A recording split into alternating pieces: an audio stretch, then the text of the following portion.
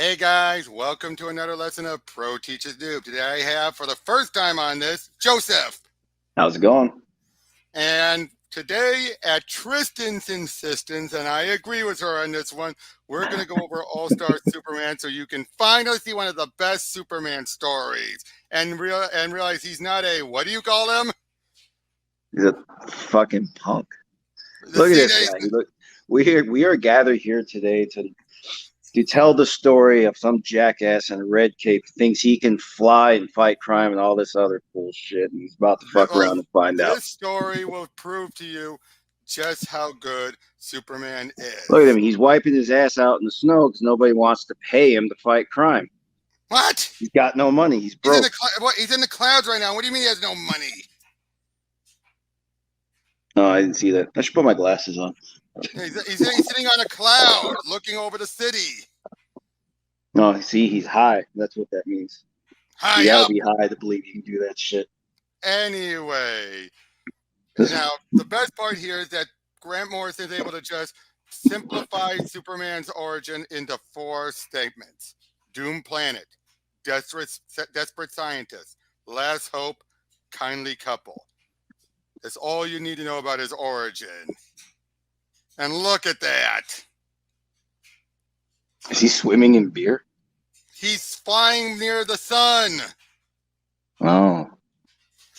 Meanwhile, we're seeing a group of scientists who are working there. Now, normally the scientist usually has a bunch of genetically created clones. That way no one's there seriously in danger. Unfortunately, one of them's been hijacked by Lex Luthor and is being he's been genetically modified into a suicide bomb.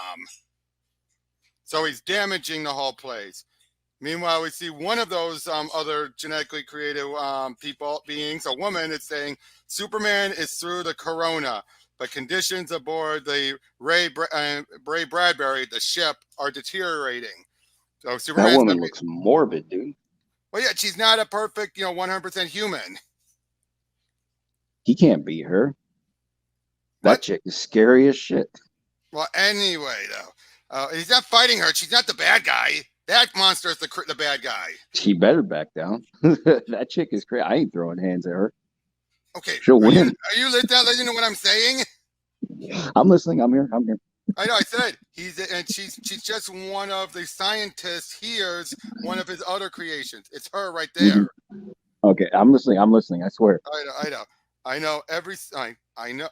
know he arrived on Earth from the planet Krypton. I know every cell in his body is a living solar battery, evolved to store raw energy from the sun. But the temperature at the solar chromosphere is 6,000 degrees Fahrenheit. Superman saves first man-sun mission. I said, how big is it? I have no idea, Lois. I'd say literally enormous from where I'm standing. It's a Superman rescue sun mission. We don't know that. Lois, he's 93 million miles away, and I'm right here with a heart that's true. I always write the Superman headlines before they happen, Steve. If you don't know how big the sun is, go away. It's as big as 333,000 Earths. Imagine 100 billion H-bombs exploding in your basement, Lane, per second. I looked it up on my super watch. And you're a killjoy, Jimmy Olsen. Lex Luthor told the world he had reformed, and for some reason the whole world believed him and doubted us. I don't have to tell you that I'm proud of every one of you stuck by the planet's integrity in its darkest hours. But Lex Luthor lied like he always lied. Invested heavily in water, damming near and more than 15 rivers, with intent to profit from a global water shortage brought about by tampering with the sun. This is from tomorrow's front page. We're breaking the story of the century. Luthor lied. I'm approaching critical mass. Lex, are you talking to yourself again? Fusion will occur in 30 seconds. Lex, I just had a call from one of our people in Washington. He said something about journalists. Excuse me, General. I'm remote controlling a weapon with a voice command sequence I designed. The signal takes 9 minutes to reach the sun. I had to take my transmission, I had to time my transmissions exactly. The sun? Luthor, we released you from jail to work for us, for your country. Well, I've tried to be a model citizen, General Lane. I know I promised I wouldn't waste my intellect on kryptonite robots and elaborate super death traps. I know that. Magnetic seals are imploding. SOS, somebody help us. But 3 months ago, I looked in the mirror and at those nasty little spider webs of lines around my eyes, and I realized something. Nobody can help you. I am approaching critical mass. I'm getting older, and he isn't. Fusion will occur in 30. Not if I can help it. So if I want to die happy, it's time to get serious about killing Superman. Don't you think? And the purpose of my existence is to explode. You have no right to limit my my ambitions, fascist. No right at all to stand in the way of my self-realization. You misunderstand. I'm here to help you with that. Blow the hatch, Quantum. Tosses them in there, and then all of a sudden, somehow he's able to fire off this energy. He has no idea how he did it. And Superman's shielding us by extending his own bioelectric field, which, okay, let me point this out before you ask. Everyone has a bioelectric aura. It's why dust doesn't stick to our skins and everything. It's real science. And ever since John Byrne introduced it in the post-crisis era, it's been revealed that Superman, a lot of his abilities are tied to his bioelectrical aura. For example, the reason why he can pick up something and it doesn't just break in two is because he's subconsciously extending his aura around it so it's able to stay intact. So that's why he's able to say, lift up a boat, it doesn't snap in two like a twig. Well, in this case, Morrison is taking a step further by he's extending it. So he doesn't even have to push, he can just pull. Understood. Right. Only nothing is impossible, Flora. Before an exhaustive test, you are now pushing against the equivalent of 20 quintillion tons, Superman. I'd say your strength is triple at least, and we still haven't found an upper limit. You've manifested one new superpower, and and others may appear. That's the good news. So basically, in other words, right off the bat, Superman's going to be the strongest he's ever been during this. Superman, I'm not sure how to tell you this. Tell me straight. Your trip to the sun exposed you to critical levels of stellar radiation, more raw energy than your cells are able to process efficiently. Apoptosis has begun. Cell death. There can be only one outcome, even for you. I can see it, like tiny fireworks below my skin. At least this explains the weird bioelectric discharges.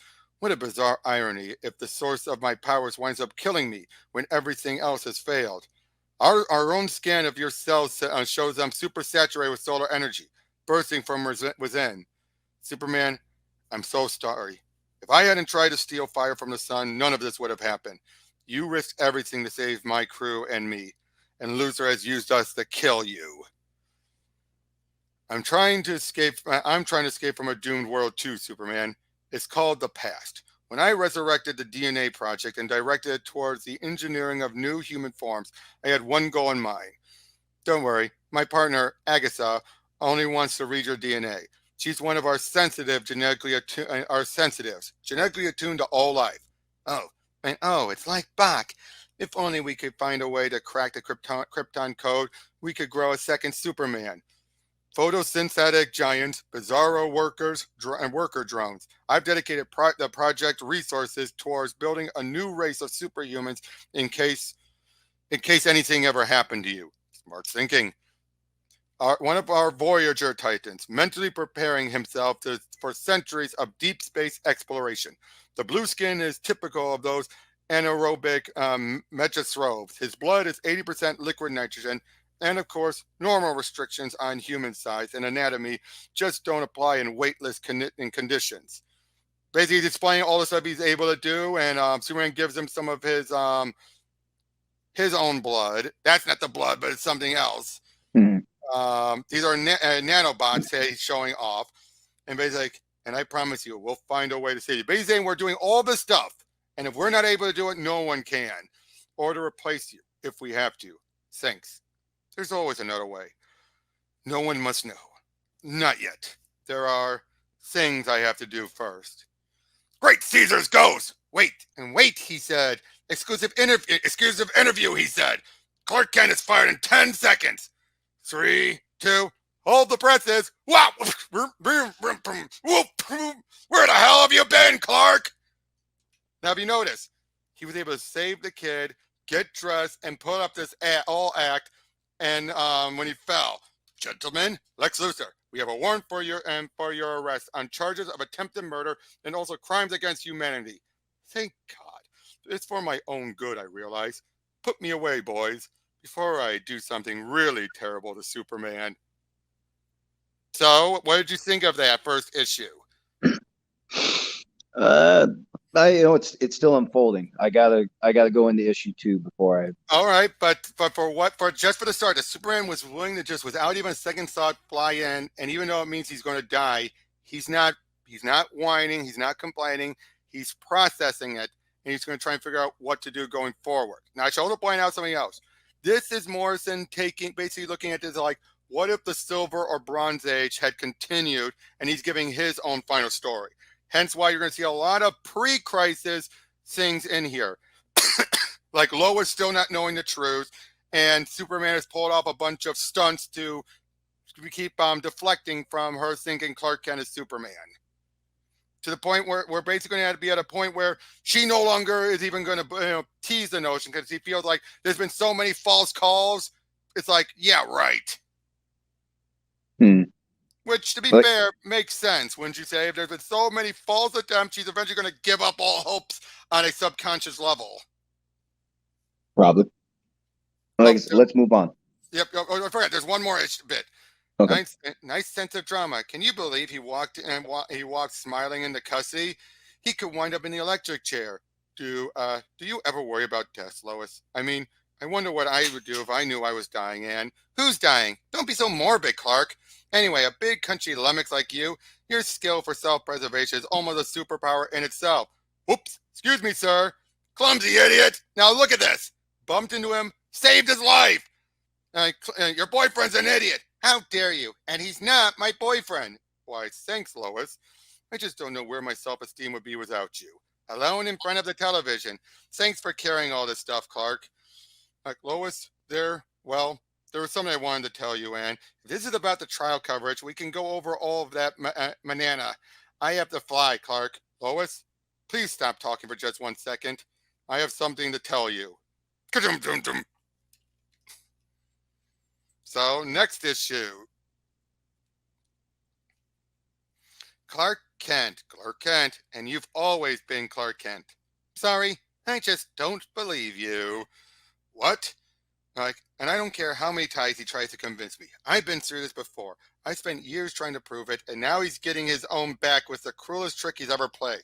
He says Clark Kent is Superman after all. But I know he can't be.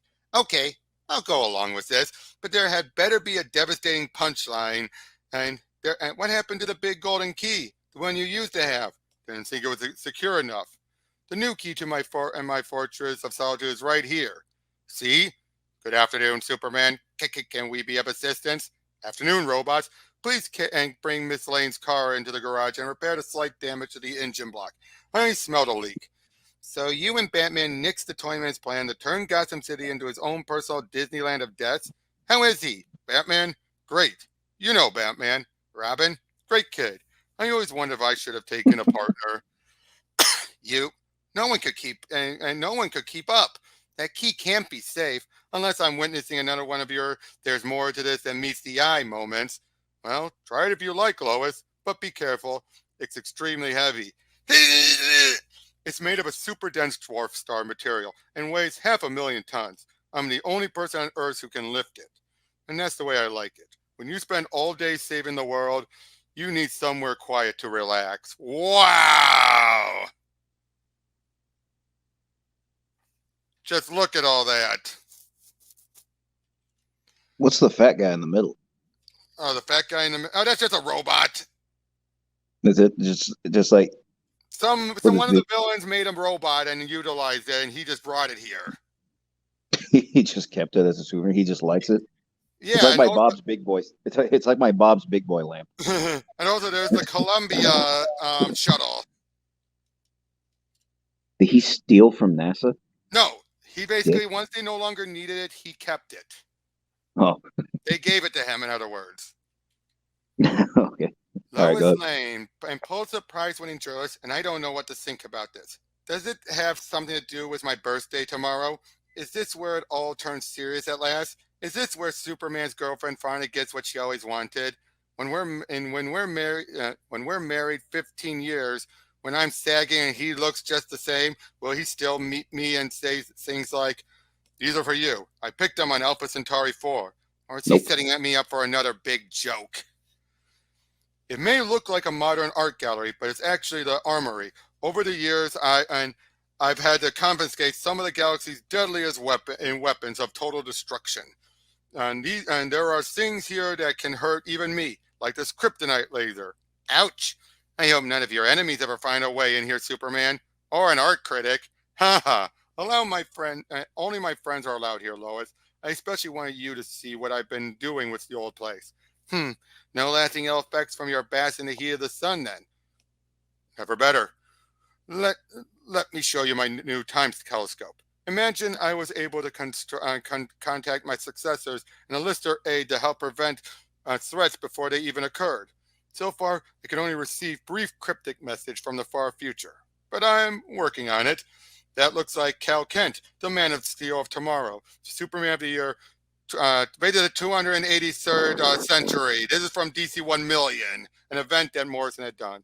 We fought Solaris, the Tyrant Sun, right in the year 500,000. Cal Kent, huh? The fortress isn't a museum, Lois. It's a time capsule. One day, some future man or woman will open that door with that key. When they do, I want them to live and to know how it felt to live at the dawn of the age of superheroes. The Phantom Zone maps room's pretty dull, unless you can see radio negative anti-waves. But how about this critter? He's a baby sun eater. I caught him prowling around the orbit of Jupiter. What do you feed him? Suns. What else? Miniature Hmm. suns. I create them here on this cosmic anvil from New Olympus. Come to think of it, he's starting to look a little hungry, wouldn't you say? There you go, big fella. Bon appetit. Again, the way you look at it is, this is what Morrison said. Superman is still like any other guy, but he does it bigger. Like he has a bachelor pad, only his is bigger. He has a pet, only it's a sun eater. You know how many people he could be saving if this Oh, man can make artificial he's suns? and he's listening in right now at this moment. If there was something going on, he'd have flown off to do it. Huh? If there was something going on in the world, he would have flown off to do it. And you understand how many people he could save, how many financial problems he could solve if he could make artificial suns? He could hand that over. Our But these are energy problems would be solved. But this guy is except such a these are selfish miniature. and No, pompous no, no, jackass. no, no. Okay. Okay. Because one, these are miniature suns. Two, you already have the project who are already improving the life in this world. In this world, you already have the project. What we saw earlier, they're already bringing great achievements to enhance humanity as it is. They don't need this technology, not with them working on this. Okay. All right. And now that these miniature suns are they're too small to do of any good other than to feed this sun eater. He can do with his hands what China's trying to do right now. They're trying to make artificial suns like that size so That's they true. can take the solar energy.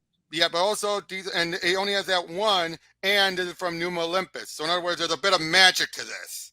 So and magic is always unwieldy unless you're doing exactly what it's meant to do. In this I, case, make I'm mini just saying. suns. I'm just saying. If it were me, I would hand out the artificial suns. I understand that. I understand that. But anyway, but now we've come to the part of the story of my life where things go wrong. It wasn't my fault the door was open. I know I wasn't supposed to see inside that weird room, but I did. It's not what you think. Lois, don't go in there. You can go anywhere in the fortress, but this room's off limits. Trust me. Come this way and let me show you my genetic library. I use Brainiac's shrinking ray to store living samples of every threatened species within 100 light years in a single drawer. He said the genetics, not the actual species. Okay. Report for repair, and please, Robot 7. Okay, Time Magazine, no less, and called me one of the finest investigative journalists in the country, if not the world. I eat secrets for breakfast, but in all my years of trying to prove Clark was your disguise, did I ever cover even one shred of solid evidence? The answer is no. What are you wearing? Traditional Kryptonian formal wear from the Fourth Age. Made it myself. I didn't know you could sew. I thought I should learn. My trip to the sun did more than triple my strength, Lois. It tripled my curiosity, my imagination, my creativity. And it's also made you 3 times more honest. Is that what I'm supposed to believe? Spare me the suspense, Superman. When do Clark and Jimmy and Perry pop out with the salt and pepper shakers and yell, "Happy birthday!" Ha! How about this? The the menu is an actual one from the Titanic, because they're in the Titanic. He raised it and repaired it. I picked the ingredients and prepared it for myself. Again, it's the whole notion of a normal man would make a little ship in a bottle. Superman would actually bring up a sunken ship and repair it. But he didn't save anybody. No, because he wasn't around when it happened. Wasn't he originally? I mean, like the first Superman? Originally, but that was a point when he could only leap. He didn't fly by the time the Titanic happened. Gotcha. And Lois, please, I am Clark. Aren't you happy your suspicions were right all along? Why would I be happy? Anyway, what about the time Clark was a witness in the Boss Grimaldi trial and you accompanied him everywhere as his bodyguard? Batman was standing in for me. Or the time Clark presented you with the Metropolis Man of the Millennium Award? A robot. Please. I know how. Now, her things in black and white, that actually is a setup for her becoming more suspicious. This is a point. Like, it might have seemed, but all those were all ruses to protect you. Clark Kent and Superman are one and the same person. I swear I wouldn't lie to you.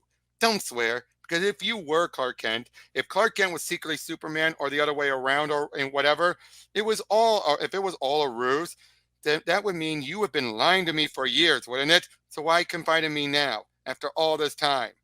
I can't tell you why, Lois. You have to trust me. Said with such conviction. You're acting very strangely, Superman, and I'm not sure I like it. It was the first time I had really seen our whole freakish relationship in stark black and white. Ha!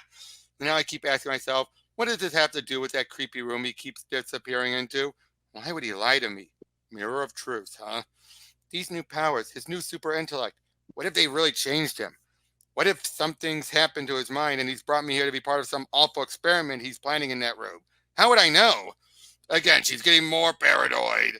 And how can I tell her I only wanted us to have this time together because it may be our last? And you know what could be worse? What if he's telling the truth? How can I spoil her birthday with the news that I'm dying? What if there really was some part of him that was bumbling oafish Clark Kent? I just don't know if I could live with that. I have to be ready. I have to protect myself. I need a weapon, just in case something happens. Anybody there? Come in. Hello? Cal Kent? No, I am the unknown Superman of 4500 AD. It is terrible. Darkness is here, but asks 3 questions. Will Superman and I ever marry and have children? I need to know. The horrible answer is before you. Now, my question. Future must know. Great conundrum. Wait, what do you mean? And answer first. Reception poor here. Listen carefully. Something is wrong, Miss Lane. Would you like to come with us to Superman? Who was J-Lo? In other words, the future don't know who J-Lo is because we barely know who she is now.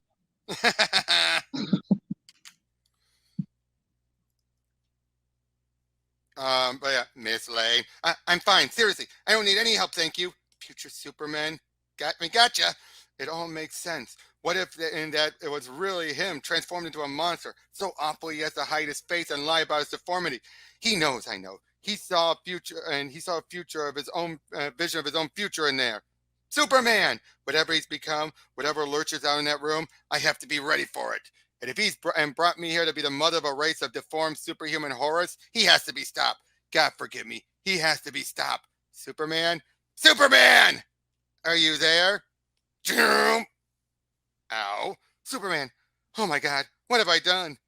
Interesting. Way to discover I've become immune to green kryptonite radiation. Tickles. Yeah, but so again, that whole time in the sun, even though it's killing him, he's now immune to kryptonite because he's too powerful for it. So the one thing that used to kill him no longer does anything to him whatsoever? Magic still works, but not kryptonite. Not for the present day Superman in this story. Okay. Mind if I just take that from you, Lois? Robot 7 had a data processing problem, it seems. He left the lab door open while I was synthesizing some alien chemicals. They can cause visual distortions and extreme paranoid reactions. But that awful room was the dissecting machine. Lois, shh. What you saw was a super sewing machine. It uses diamond tip needles to weave light, indestructible thread.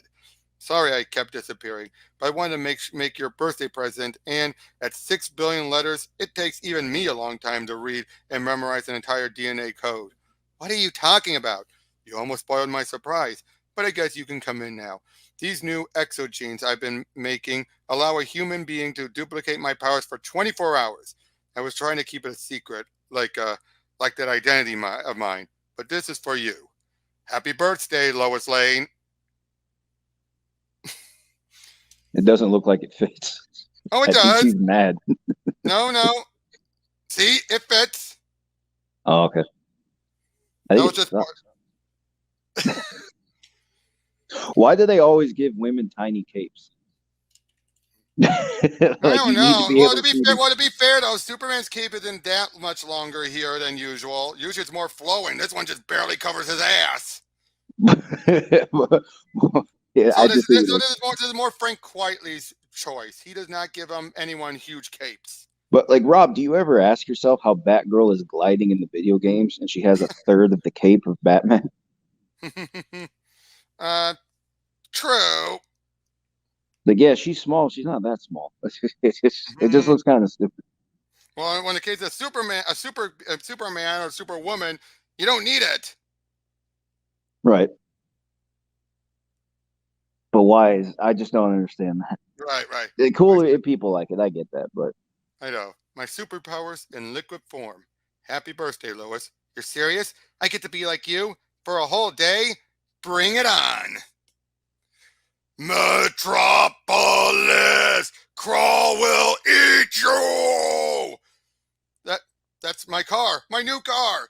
I'm writing a feature on that. I'm writing a feature on that car. Put that down. Oh, that's right, Steve Lombard. You just go on ahead and attract the attention of an army of flesh-eating dinosaur men.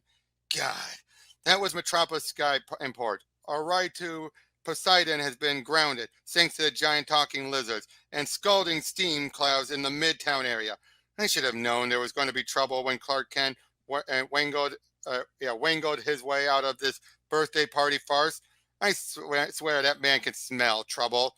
Miss Grant, Mr. Lombard, I'm taking immediate steps. We don't need Superman, and if you ask me, Olsen, neither does Lois Lane. You tell me what a spaceman flying around in his underwear can give her that a good old hunk of prime American manhood can't. glad I'm not the only one. Beats me, Mr. L. Maybe you should ask her. Looks like Superman was the only one who heard my signal alarm. Is that woman out of her mind? This shouldn't take long, Lois. I'm sorry. The last thing I wanted on your birthday was a reptile invasion from the Earth's core. Are you kidding? I'd have felt cheated out if there hadn't been a monster. Come on, show me how you do it. I may not have to. Someone just beat you to it. Crawl will eat your children. How about I give you something to chew on, ugly? Still hungry? Oh, look who it is. Oh, I knew today was going to be good. Just what I needed. Yo ho, Superman. Samson. Easy. He won't be bothering Metropolis again for a while. That's my feet taken care of. Feet? Have I missed something? Crawl's lungs just burst. Whew! Samson, last we met, you were headed for the year 2061 to retrieve some treasure you hidden on Halley's Comet. Never mind me. Look at you. By Yahweh, I've fought the good fight across 3 galaxies in countless centuries, but I've never met a woman like you, Lois Lane. I mean that sincerely. And I'm sure my fellow super strongman would agree. Huh? My back. There's only one thing about this hellish century that could draw me here from New Elysium. It's the way we have Hercules and Samson from Greek myths. From ancient myths, I mean. I swear by everlasting snows of Olympus, Lois Lane, you're practically dripping allure in yon clinging garment. Thou surely hast the looks, the intelligence, and now the skin of steel that it's Atlas, not Hercules, demands from a woman. Yeah, only for 24 hours, Romeo. These are temporary superpowers. Superman made them for my birthday. Atlas, too? I might have known. Gentlemen, if you don't mind, the ladies with me. I did only offer compliments. Is she not deserving? How about we let the lady decide who she'd like to spend her day with, Superman? We propose a challenge of the ages. It's simple. will each of us perform a super feat of strength in honor of Lois Lane. The most incredible feat wins her company. Wins my company? A single girl with brains, beauty, and super strengths are rare in any century, Lois Lane. We heroes are always willing to go the extra furlong in our quest for the perfect mate. As you can see, I defeated Kroll, the Dino Czar's son, on the eve of his war on Metropolis, and I subdued his army. There doesn't seem much left for you to do, Superman. Let's get these would-be conquerors back to the center of the earth where they belong. My son will be punished for his crimes, yes. The sub-tyrannosaur have ever feared and admired you, Superman. But Kroll speaks of him goaded be into attack on Metropolis by man Samson. I see. Then allow me to deal with this dinosaur, Tyranno. The descendants of dinosaurs who escaped extinction by burrowing into the center of the earth. Look at this. It's amazing. As amazing as these radioactive crown jewels I borrowed from the Ultra Sphinx back in the first dynasty of Atomhot, 80th century BC. Impressive. But I'd watch out for an Lois. 538 uranium is lethal. Not when you're immune to all harm for 24 hours. Look, I'm generally flattered, guys, but you'd have to go a long way to outdo Superman. Ha! A night on the town with Superman can never rival the date of 1,000 lifetimes with time-traveling Samson. When you're in the passenger seat of my custom chronomobile, eternity is the limit. We'll dine in al fresco on Triceratops and Borosian. In the twilight of the Cretaceous era, then end the evening with drinks at the crucifixion. Ha! If I win your heart, I'll make the Titans kneel before you and harness 8 wild hippogriffs to draw our performed and perfumed love chariot across the brave Empyrean. I'll crush raw diamonds in my mighty fist and squeeze from my fingers a sparkling wine fit for immortals. That's day one. Lois, can we talk? Did you see the way she spied my belt buckle? Ha! Ha ha ha! But mine is bigger. I don't get it, Lois. I can't believe you're flirting with Samson and Atlas. Well, maybe I'm just teaching you a lesson. You know, after the creepy and ridiculous impersonation of Clark Kent that started all this. I wasn't impersonating Clark. I am Clark. Lois, why won't you believe me? Superman, please. We both know you'll win any contest with these losers can dream up. It's my birthday. Have some fun. I don't like you much, Samson. Wherever you go, trouble follows. What do I have to do to make you keep your hands off my girl? I'm a time traveler, Superman. According to my sources, she won't be your girl for too much longer. Superman dead. In fact, it looks like she'll be needing a shoulder to cry on soon enough. All's fair in love and war. And we figure you'll soon be too busy with your challenge to even think about dating. Forget it, Samson. Lois and I have an appointment in Poseidon's at 3:30 mid-Pacific time. What's going on, Atlas? Is this part of my birthday surprise?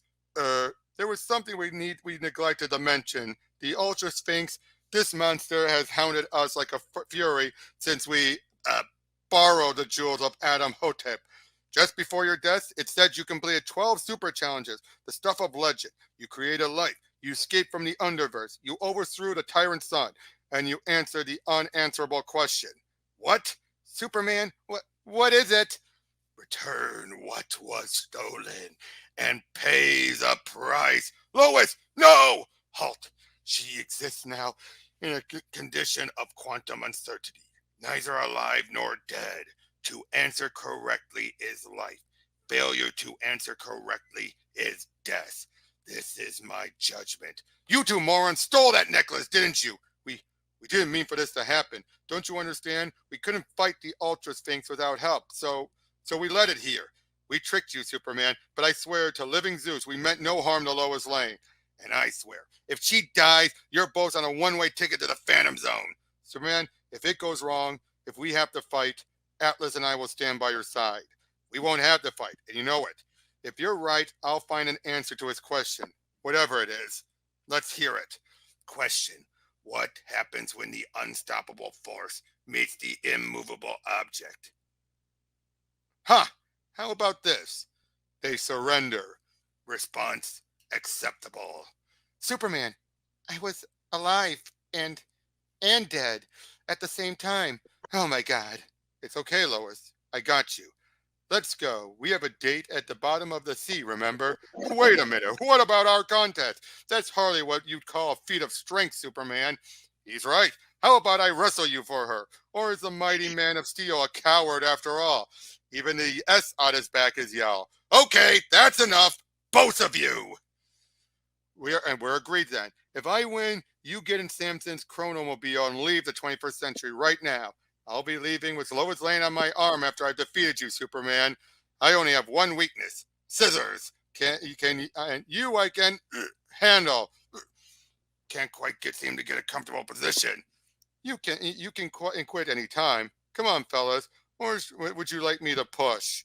Basically, they're causing things to shake, so a rock landed at her. Of course, she's fine. Ah!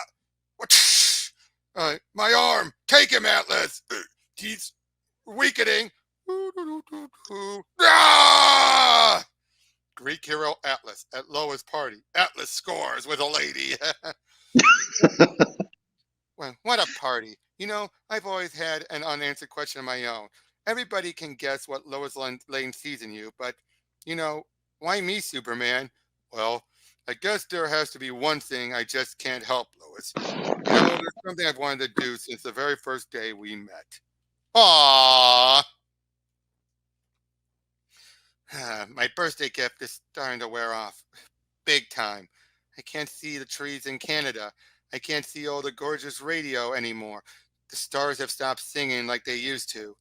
But I'll never have to put up with the annoying ZZZ of Jimmy Olsen Superwatch as long as I live. And for that, I'm grateful. I feel tired, and I'm sore all over, Superman, like I've been dancing all night.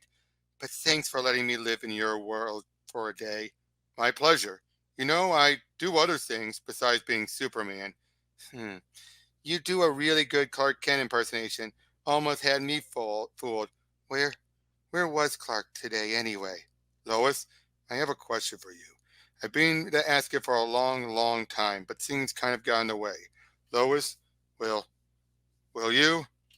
Lois? And look, he got the answer from the newspaper. What happens when the unstoppable force meets the immovable object? Surrender to New Luxa Samaritan.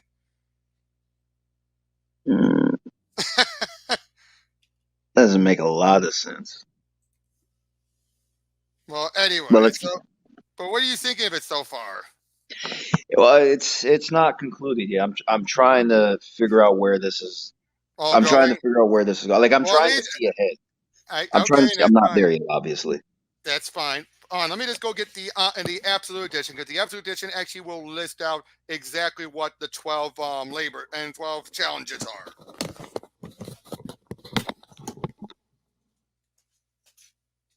Bum bum bum bum bum bum bum bum bum bum bum bum bum. My copy. Including print-offs that Morrison had done with a 12-part story he had done for Newsarama that you can't get anymore ever since Newsarama reshuffled themselves. So yeah, the 12 labors.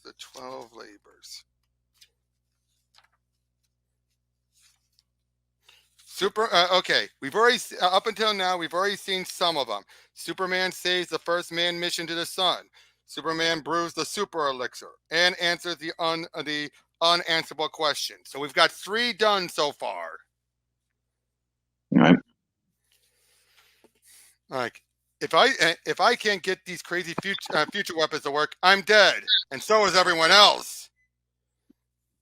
That's it. We're through, Jimmy Olsen.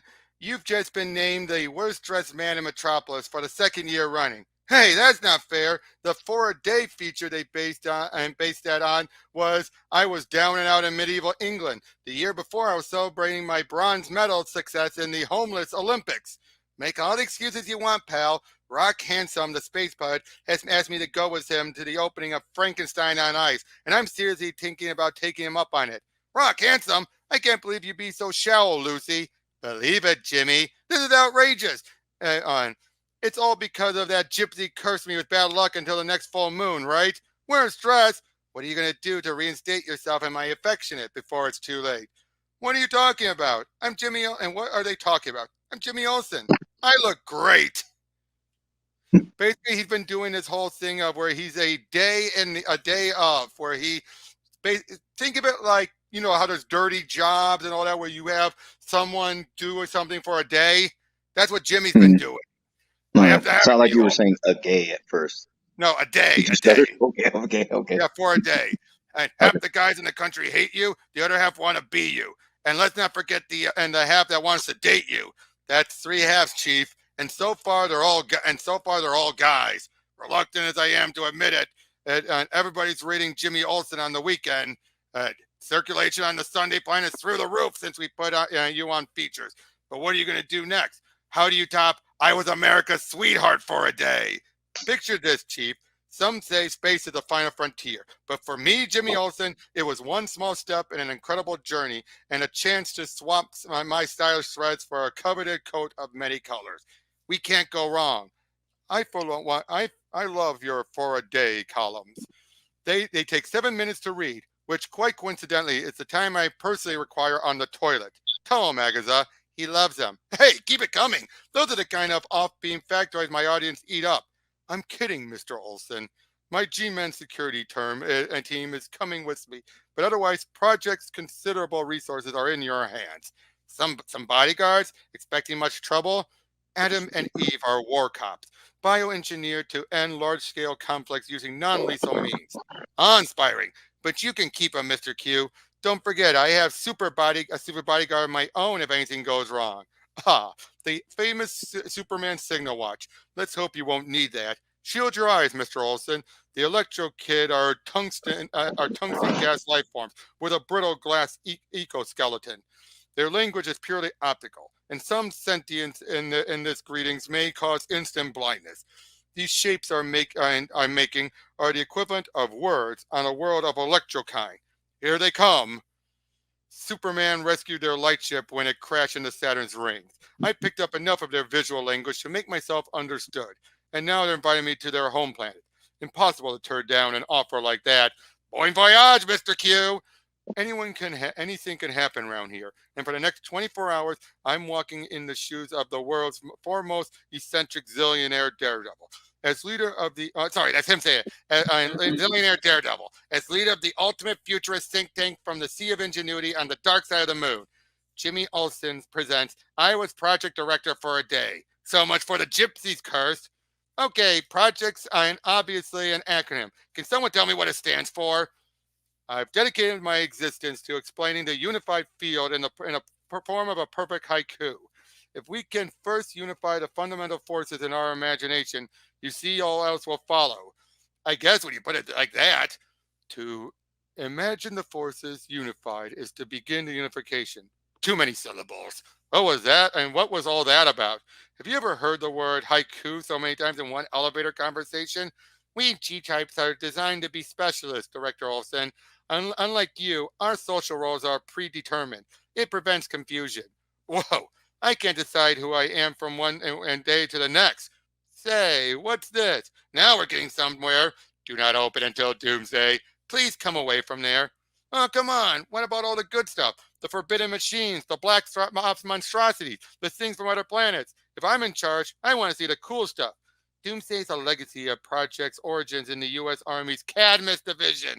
In other words, Project is the evolution of Cadmus, which was an old Superman grouping. Up to the sec. Okie doke.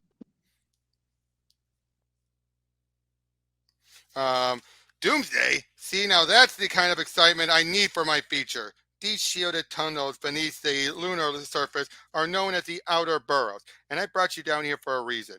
It's 1800 hours, Director Olsen. Time to check on the portal to the universes. Underverse. Underverse? Spooky. What goes on down there? We're exploring the world of super heavy gravity, a newly discovered basement level hidden beneath the known structure of the universe. You're looking into the dense foundation of reality, where time itself cools to a solid. Bizarro infra technicians are mining for materials.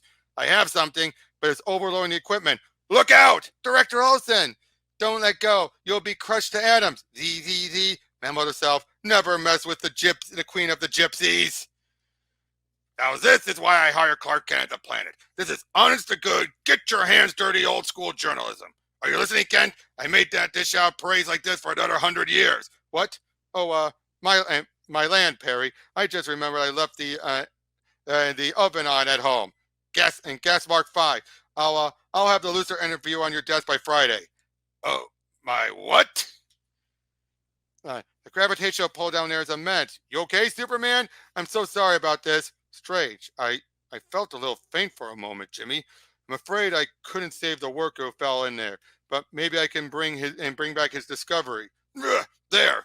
Here's what caused all this. Caution. Super heavy unknown infra materials have penetrated normal space. Superman, I don't want to worry you, but I think you should back away slowly from the object while we spin a gravity cone to contain it. Black kryptonite, a new isotope dug up at the low frequency end of the K mineral spectrum. It seems we've dug up a radioactive fragment of your homeworld that's been buried for years in the Underverse. A new type of kryptonite. I don't like the looks of it, Superman. K radiation can kill you. Not anymore since I became immune to green K, Jimmy. Can't say I feel any physical effects from this sample. I guess I'm fine. Glad to hear it, Superman. Glad to hear it. For a moment there, I couldn't help thinking about gypsy curses. It's that signal watch. Like I don't have enough to do without bailing you out some stupid scrap every other day? You'd be dead without me. Superman, that rock, it did something to you. It's just cheap moon-based furniture. Quantum's loaded anyway. Think about it. I probably increased the sales value as my autograph. Okay. We can handle a Superman who's a little mischievous or a little annoying, but basically, okay. No, getting worse. Everything gone opposite. Jimmy, I know what Black K does. It makes me bad, and you know what? Part of me starting to like the idea. No, do opposite. This is bad. Jim, I'm in a jam. Need your help. Earth. Look at them, swarming like futile bugs in the sun. Who's going to stop me from doing anything I want, Jimmy Olsen? You? Emergency! Project Red emergency! Superman himself helped create 3 anti-Superman weapons. One was kryptonite powered and is currently ineffective. The second weapon, this Phantom Zone cannon, will shortly be released from lead shielding and fired from an orbital location. Phantom Zone? But that's a no-exit ride to oblivion. What choice would we have faced with an evil Superman? He could crack the Earth in half. He could enslave humanity. He saved my life a zillion times. What about the third weapon? It's Doomsday, right? Oh, and yeah, so that our Voyager Titans and Bizarro clones have failed to stop him. Prepare for a teleport, Director Olsen. Still strong as ever was. Where am Lois Lane? Superman, I can't let you embarrass yourself like this. You! What is it you want? Director Olsen, this is Agatha. After initial tests, it was decided that Doomsday was too unstable, too dangerous to be used under any circumstances. You and they point dumb gun at me. Say bye-bye, Han. I can't condone this. In this indestructible watch. Without a hypnotic trigger to bring you back, Superman Doomsday will overwhelm your mind. Gah! We must use weapon 2. I've thought of everything, Agatha. Ugh. And the gun's not for you, Superman. What am you talking about? Oh no. Cool. So he's become Doomsday. We feel.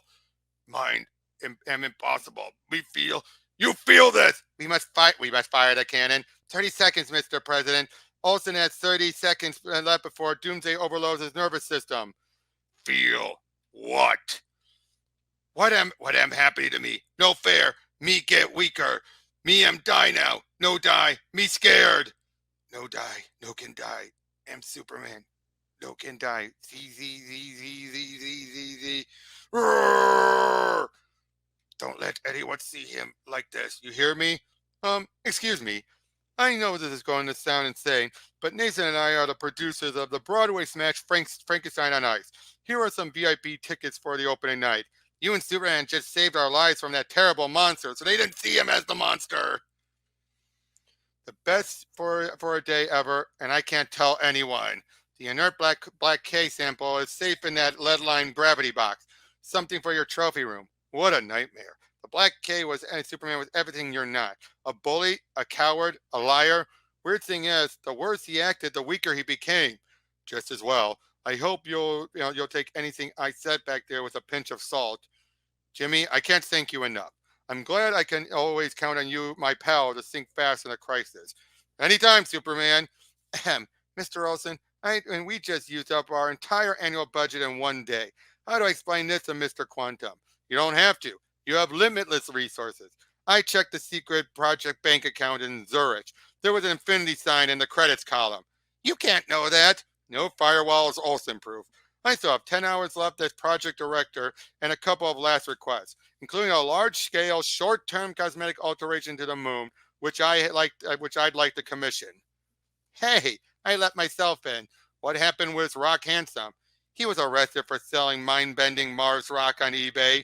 How was your assignment? You missed Superman beating up a monster downtown. Assignment? Behold, the mayor of Dollsville. At least I got to look through Leo Quantum's wardrobe. 365 rainbow coats, all identical. Oh, and by the way, I love Lucy.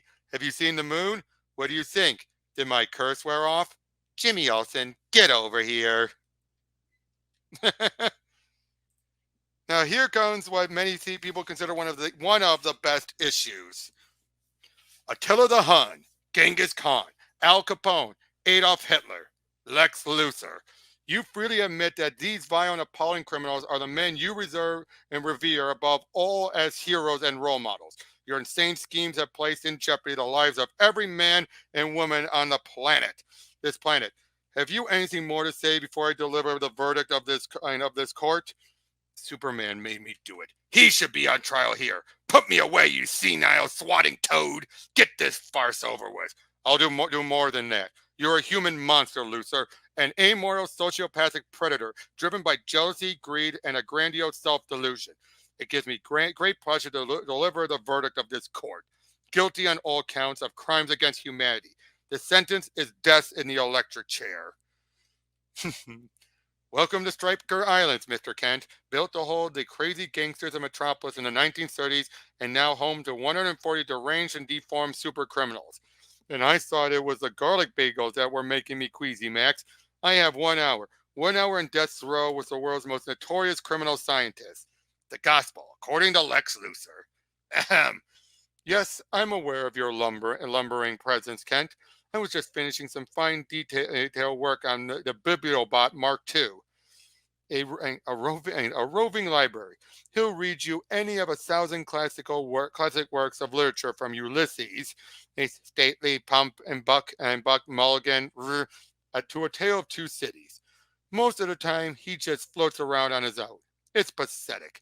The culture's a dirty word nowadays, but God knows I try. It was the best of times.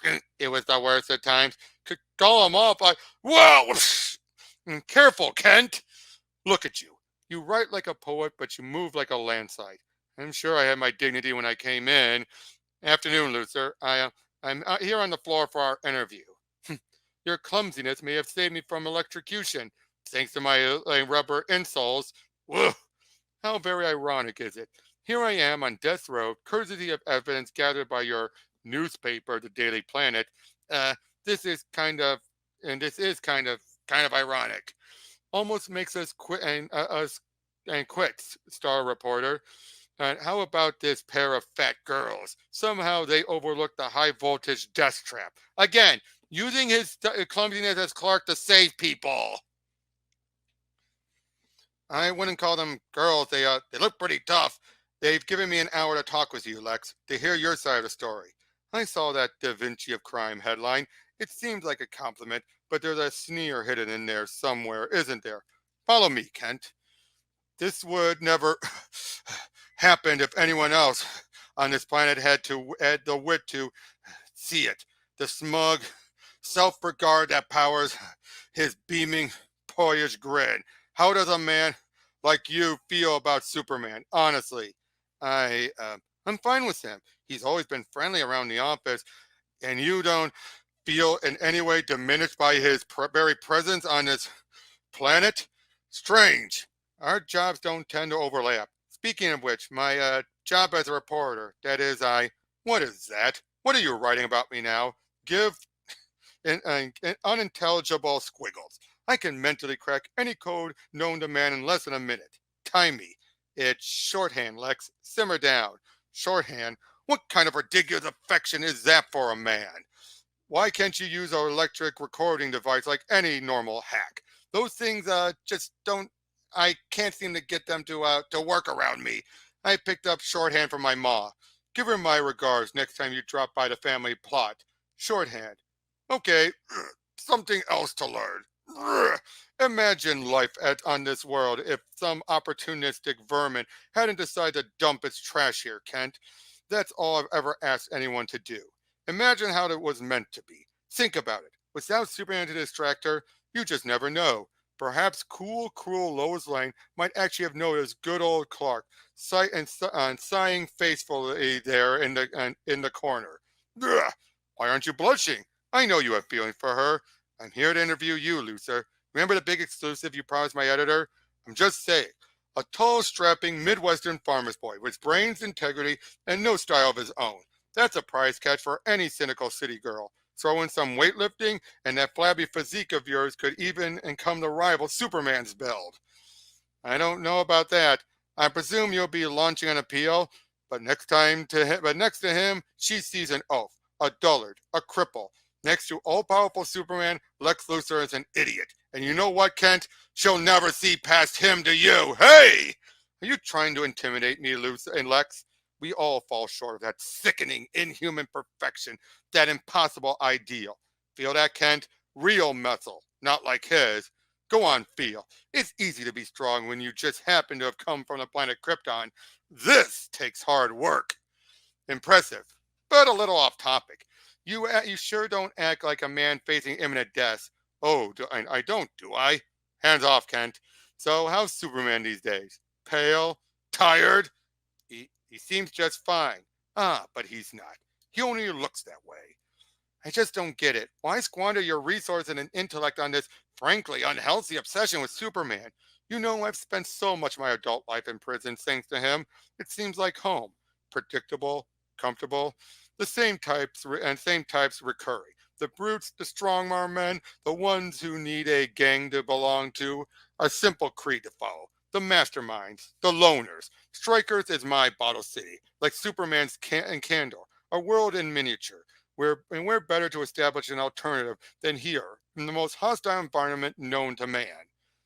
What would you do if you had his powers? An alternative to what? The truth. The truth, justice, and all the other things you can't weigh or carry. To every abstract he represents. Is it really all about Superman? These men seem pretty restless. They can feel the coming change, the wings of a new human renaissance. I'm transforming this place into a new model of society, Kent, a blueprint for utopian living. You have the eyebrow shape beauticians call the Superman swoosh. Apparently 65% of men subconsciously trim their eyebrows that way to be more like him. Lex, you dropped this earlier. This is my final revenge, to be right. My survival of the smartest doctrines command absolute respect in here. I'll got you, Luthor! Suck you dry! Ignore it. Every society has its monster. But the parasite doesn't scare me. Brain beats bronze every time. The parasite. Luthor! You hear me, Luthor? Got you! I'll show him who's boss when the time comes. Punch out the big, ugly ones first, Lex, my grandma used to say. The parasite? Wait a minute. He's safe behind lead shielding, right? Power! What's happening? Marlon, what's he doing? More power than I've ever had! But he feeds on nearby energy sources, like if Superman were passing by or something. Why bother to shield him on his way back from the infirmary? So what if he drains a toaster before the screws take him down? What's the matter, Kent? Scared he'll absorb your last reserve of cowardice? Can't let him touch me. Need to get out of here. Everything okay, Mr. Kent? Power! More power! Riot! Chaos. The phase transition. a necessary first stage in the foundation of any new social order.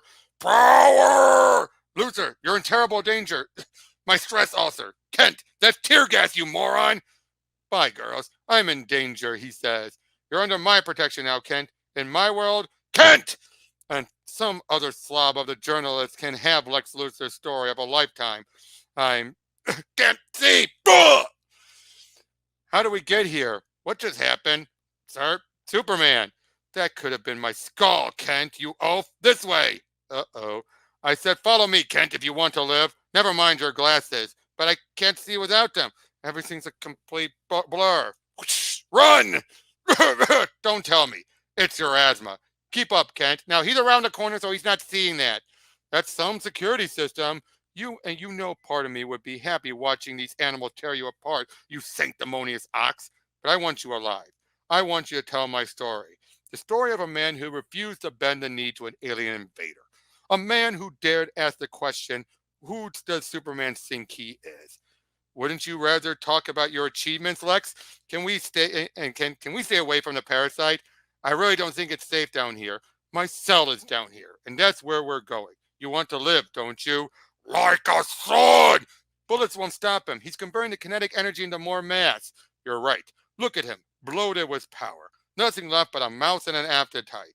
Hungry sword! Drawn like a moth to some immense energy source. So prove you're fit to lead us, Luthor. Fight, fight, fight! Welcome to my cozy middle-class existence. And pray for a miracle, Kent. And get me out of here, Luthor. There's going to be an earthquake. He's going to cause an earthquake. Roar! He's choking on energy, stuffed and bursting like some sickening overripe fruit. My bullets must have tipped the balance, made him carry too much mass to carry his own weight. I guess so. Poor man. His own greed engulfed him. See what happens to anyone who crosses me, Kent? Anyone who underestimates Lex Luthor? Liquefying. And that's exactly how he'll look. That's how Superman will look at the end. Nobody threatens me. Nobody gets in Luthor's way. Lex, my shorthand can't handle the volume. Anybody else want to challenge my ideas? Didn't think so. I'm walking straight back to my cell on death row. You want change? Wait for my signal. I'll tell them how you helped me out, quell the riot. Lex, I know you're not all bad. I've always liked you, Kent. You're a humble, modest, uncoordinated human. You're everything he's not. But you're just another weapon in my war against Superman. Watch how easily I make your paper and the entire penal system seem completely unreliable. And then the inimitable Lex Luthor opened up the floor and shook hands with a baboon in a Superman suit. Evening, Leopold. Your escape route, Kent. Evacuate and excavated by Bibliobot Mark II. Did you know Moby Dick can be recited at frequencies so high Melville's masterpiece becomes a sonic drill capable of carving through solid rock? Literally boring a passage through the earth. Lovely Nashtalia here will take you back to the land of the living while I wait the end. She's 18, speaks 30 languages, and wants to rule the world one day, bless her. Call me nasty. Eyebrow, Lexi, eyebrow. Now, this is making clear, if you look carefully, Lex has lost an eyebrow because of, when he got bald, one of his eyebrows went too, so he draws on his eyebrows. Well, the question on everybody's mind on this point is, where did he get a baboon, and where did he get a Superman? She brought it. Okay. What are you looking at, Kent? Nothing. Without my glasses, I'm completely blind. You could escape anytime you wanted, Lex. I'm going to the chair fulfilled. Don't worry about me. I have friends in high places. I can't believe you're getting ready to die like this. You and Superman could have been friends. Are you insane? I'm a born dictator. You'll die like a mad dog in the yard. Think straight, Lex. He'll die first. I've used the sun itself, Kent, the source of his powers, to overload his cellular batteries and destroy him from within. Do you understand? I killed Superman. He doesn't want the world to know he's dying, of course, so break the news gently. Take your exclusive, Kent. You can't prove this. I place his beloved truth in your hand. Strike with it. You wanted my story, the Gospel of Lex? Now you have it. There's no deep and physiology behind the struggle between Superman and me. It's all very simple. How would you feel if one deliberately stood in your way over and over again? If it wasn't for Superman, I'd be in charge of this planet. And now he's dying. What more could I want? Where to now, Mr. Kent?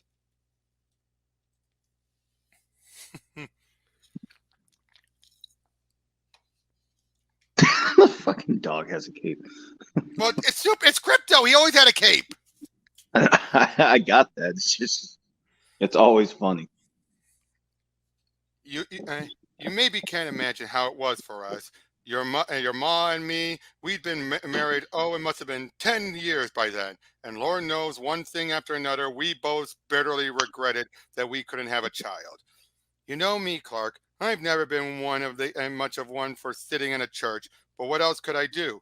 I came right out here and prayed. Hey, I figured nothing would happen, but I had to try. Then one night, not long after, you came. Makes you wonder, huh? A childless couple, blessed from above with a miracle boy from another world. How does that happen? And not just any boy, but the finest young fellow I've ever met. Look at you. You're destined for great things, Clark. That's it. Even I'm not immune to embarrassment, Pa.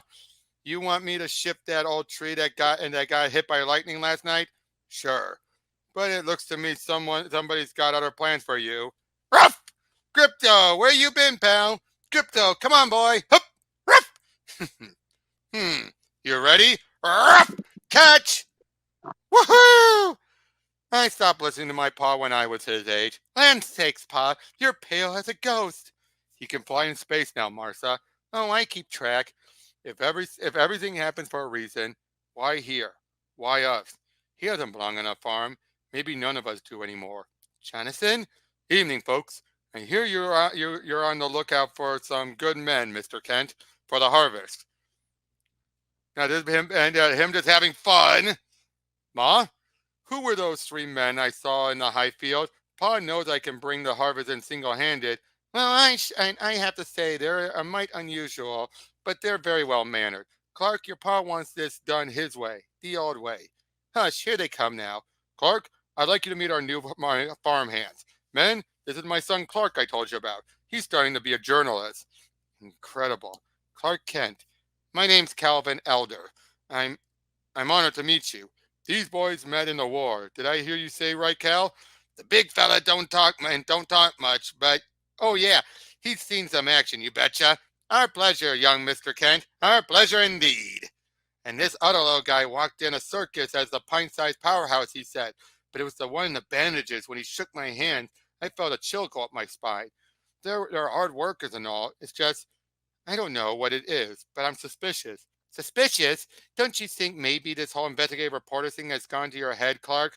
Did the big guy and the big city make you so cynical already? Actually, Metropolis was kind of overwhelming. I grew up in all this space and emptiness. Pete Ross, tell him he's crazy. He listens to you. You're crazy, Clark. It's official. I just don't know if I need to be in the city at all. I still haven't decided what to do next. I like farming. Don't you want to see the world? I want to see the world. Look at us, the old gang all grown up. Let's never forget this. Smile. I saw him. It was the Kansas Superman. Ain't no such thing. But he flew away. It was that old man. And Clark Kent, are you listening to me? Do you want me to send a print to your mom and dad, or can I get it to you in Metropolis? I haven't decided, Lana. This soda, I forgot how rich the food was back home. Maybe I should excuse myself. Go ahead, Clark. We don't talk about you when you're gone. Why do you both have to act like I don't know who he is? Don't make me talk about this, Lana. In other words, Lana knows, Pete knows, Clark seem to know. I never thought he was too bright. I overheard, right? See, Crypto? Calvin Elder has superpowers in an action suit like mine. And here come the others. Crypto, shh. What do they want? It was too late to save. I was too late to save him. The Chronovore ate this poor man's entire life. But he didn't die in vain, Cal. Wait. I hear a distinctive heartbeat nearby, like an echo. Fine dog you got there. Good strong jaws. How did you sneak up like that? Are you from Krypton like me? No, I was born on Earth, Clark. 851,000 years from the future, from tomorrow. My name's Cal Kent. I'm the Superman from the 853rd century. Your little super familiar here is spooked because he smells the outer future on me. You've traveled in time before. You know what's possible. And you know it's possible. As a member of the Superman squad, I fight alongside the Superman of many different eras to protect the structure of space-time itself. Superman, you've already met my allies, the unknown Superman of AD 4500, and Klitzalpick, the Superman of the fifth dimension. Future Superman, huh? Sorry we had to disguise ourselves, but as you can see, my trouble and my true form would probably attract a little too much attention. There. Were those thoughts I just saw? Deepest apologies. I forget 5D vision only entered our bloodline in the 67th century when Superman Purple married Quinto Queen Clinks of Observe. I just wanted to show you the Chronovore monster we've hunted across 10 centuries so far. Our bloodline. But if you're my descendants, I mean, do I marry Lana? Amazing, isn't it? If this picture hadn't survived as a trophy in your future, we never expected the Vor's presence here. It's come here to die and to spawn. The distinctive energy footprint of the beast can clearly be seen in this frozen light image. Whoa, Lana Lane saves the universe. It's not saved yet. The Chronovore is here. And look at it. It's agenting everything it touched. It's turned Farmer Stone's cows into the hamburgers they were destined to be. That's why I brought my handy my hyperboom. This time we'll spear it and chain it with the 5D stairs until our teammates get here with a Tesseract cage. What's going on? Stand back, Clark. This is a job for the Superman squad. What are you doing? I'm going with them. This is my home. These are my people to protect. I can't let you do that, Clark. You must understand. Oh, hands off. I can take care of myself. And there's something weird about all this. There she blows. Now's your chance, big fella. You can't stop me. Don't be insane. I'm faster, stronger, able to leap from world to world at a single bound. I'm telepathic. You can't resist me. Your solar powers are in their infancy. You're not as strong, as smart, as fast as you will be. Oh, yeah? But I have my dog. Heck of a harvest, Mr. Kent. You boys did a fine job. I always say it's the work you put in that you get back. My wife wants us to put into up sticks back into Smallville. Minding the general store puts her right at the heart of business, she says. This is the end of the line for me and the farm. He'll be okay, won't he? The boy. It all comes right in the end. No, stay back. The Chronovore is breaking loose. Not if I can help it. I tried to warn you. If you face the Chronovore, it will eat at a precious 3 minutes of your life. And in those 3 minutes, Jonathan Kent suffered a fatal heart attack. I can't hold it. I can't hold it. It's all right. Let me go. Let go, Clark. Let go. Pa, wait. I can't hear Pa's heartbeat. Pa, not my Pa. I can save him. I can save everyone. Pa! Funeral. Jonathan Kent taught me that the strong have to stand up for the weak, and that bullies don't like being bullied back. He taught me that a good heart is worth more than all the money in the bank. He taught me about life and death. He taught me that the measures of a man lies not in what he says, but what he does. And he showed me by example how to be tough and how to be kind and how to dream of a better world. Thanks, Pa. Those are lessons I'll never forget. I can't leave you alone. Basically now, he's now leaving. I got to start more summarizing things. He's now leaving, but he feels so upset. What was the point of all my powers? What's the point of everything? He didn't even get a chance to say goodbye, which is not entirely true. Technically, he did. For the banished Superman was not truly the unknown Superman. It was the present-day Superman in disguise. And so he's there so he could have a chance to say goodbye to Pa. And then he sees their leader, Superman Prime, from which descendant are you? Ha! That's Superman after he's finally come out of the sun after thousands of years.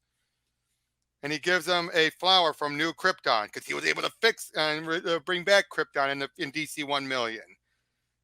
And thus he leaves it there, always never to wilter in front of Jonathan Kent's grave.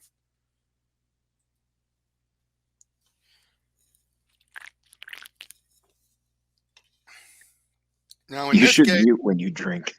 sorry. Okay, Again, so I'm not upset. I'm just letting you know we hear that. Yeah, but where we're going, where are you thinking this so far? Like I said, I'm still trying to. I'm trying to look ahead to where it was going because Tristan wanted me to. She wanted me to read this for a reason. I'm trying to. Please tell me you're Let me, trying to let see me, some elements with Superman. well, I understand that. Like, you gotta understand though. I understand why people appreciate Superman. It's just I see him from different perspective is all. All right, all right, We'll we'll finish this and I'll give you thoughts at the right, end. right. Basically, now we're seeing Q is working on trying to study the Underverse. At the same time, Superman is releasing the Sun Eater. As he's heading back, all of a sudden, he's attacked by a bunch of Bizarros as Bizarro Earth has come. Meanwhile, back at the with the Daily Planet, it's winter and by this point now, and they're having a bit of a party when all of a sudden all these Bizarros are attacking. Chief, everybody should proceed to the roof. I'm serious. I have the sixth sense. It's minus 10 degrees on the Wolf, Olsen, in a meteor shower. Believe you me, it takes more than a few space rocks to ship Perry White from Bizarro. Come on, come on. Drinks are on Bizarro. Basically, now when they touch these Bizarros touch, they not only take the form, the look, they transform the person that they had touched. Okay. Hack the grid with that watch of yours, Olsen. Shut down power to the elevators. Done, Chief. Her screen's calling. It's disgusting. And Bizarro knocks him right out. Her right out. All right. She touched me. What can I say? But I haven't changed at all.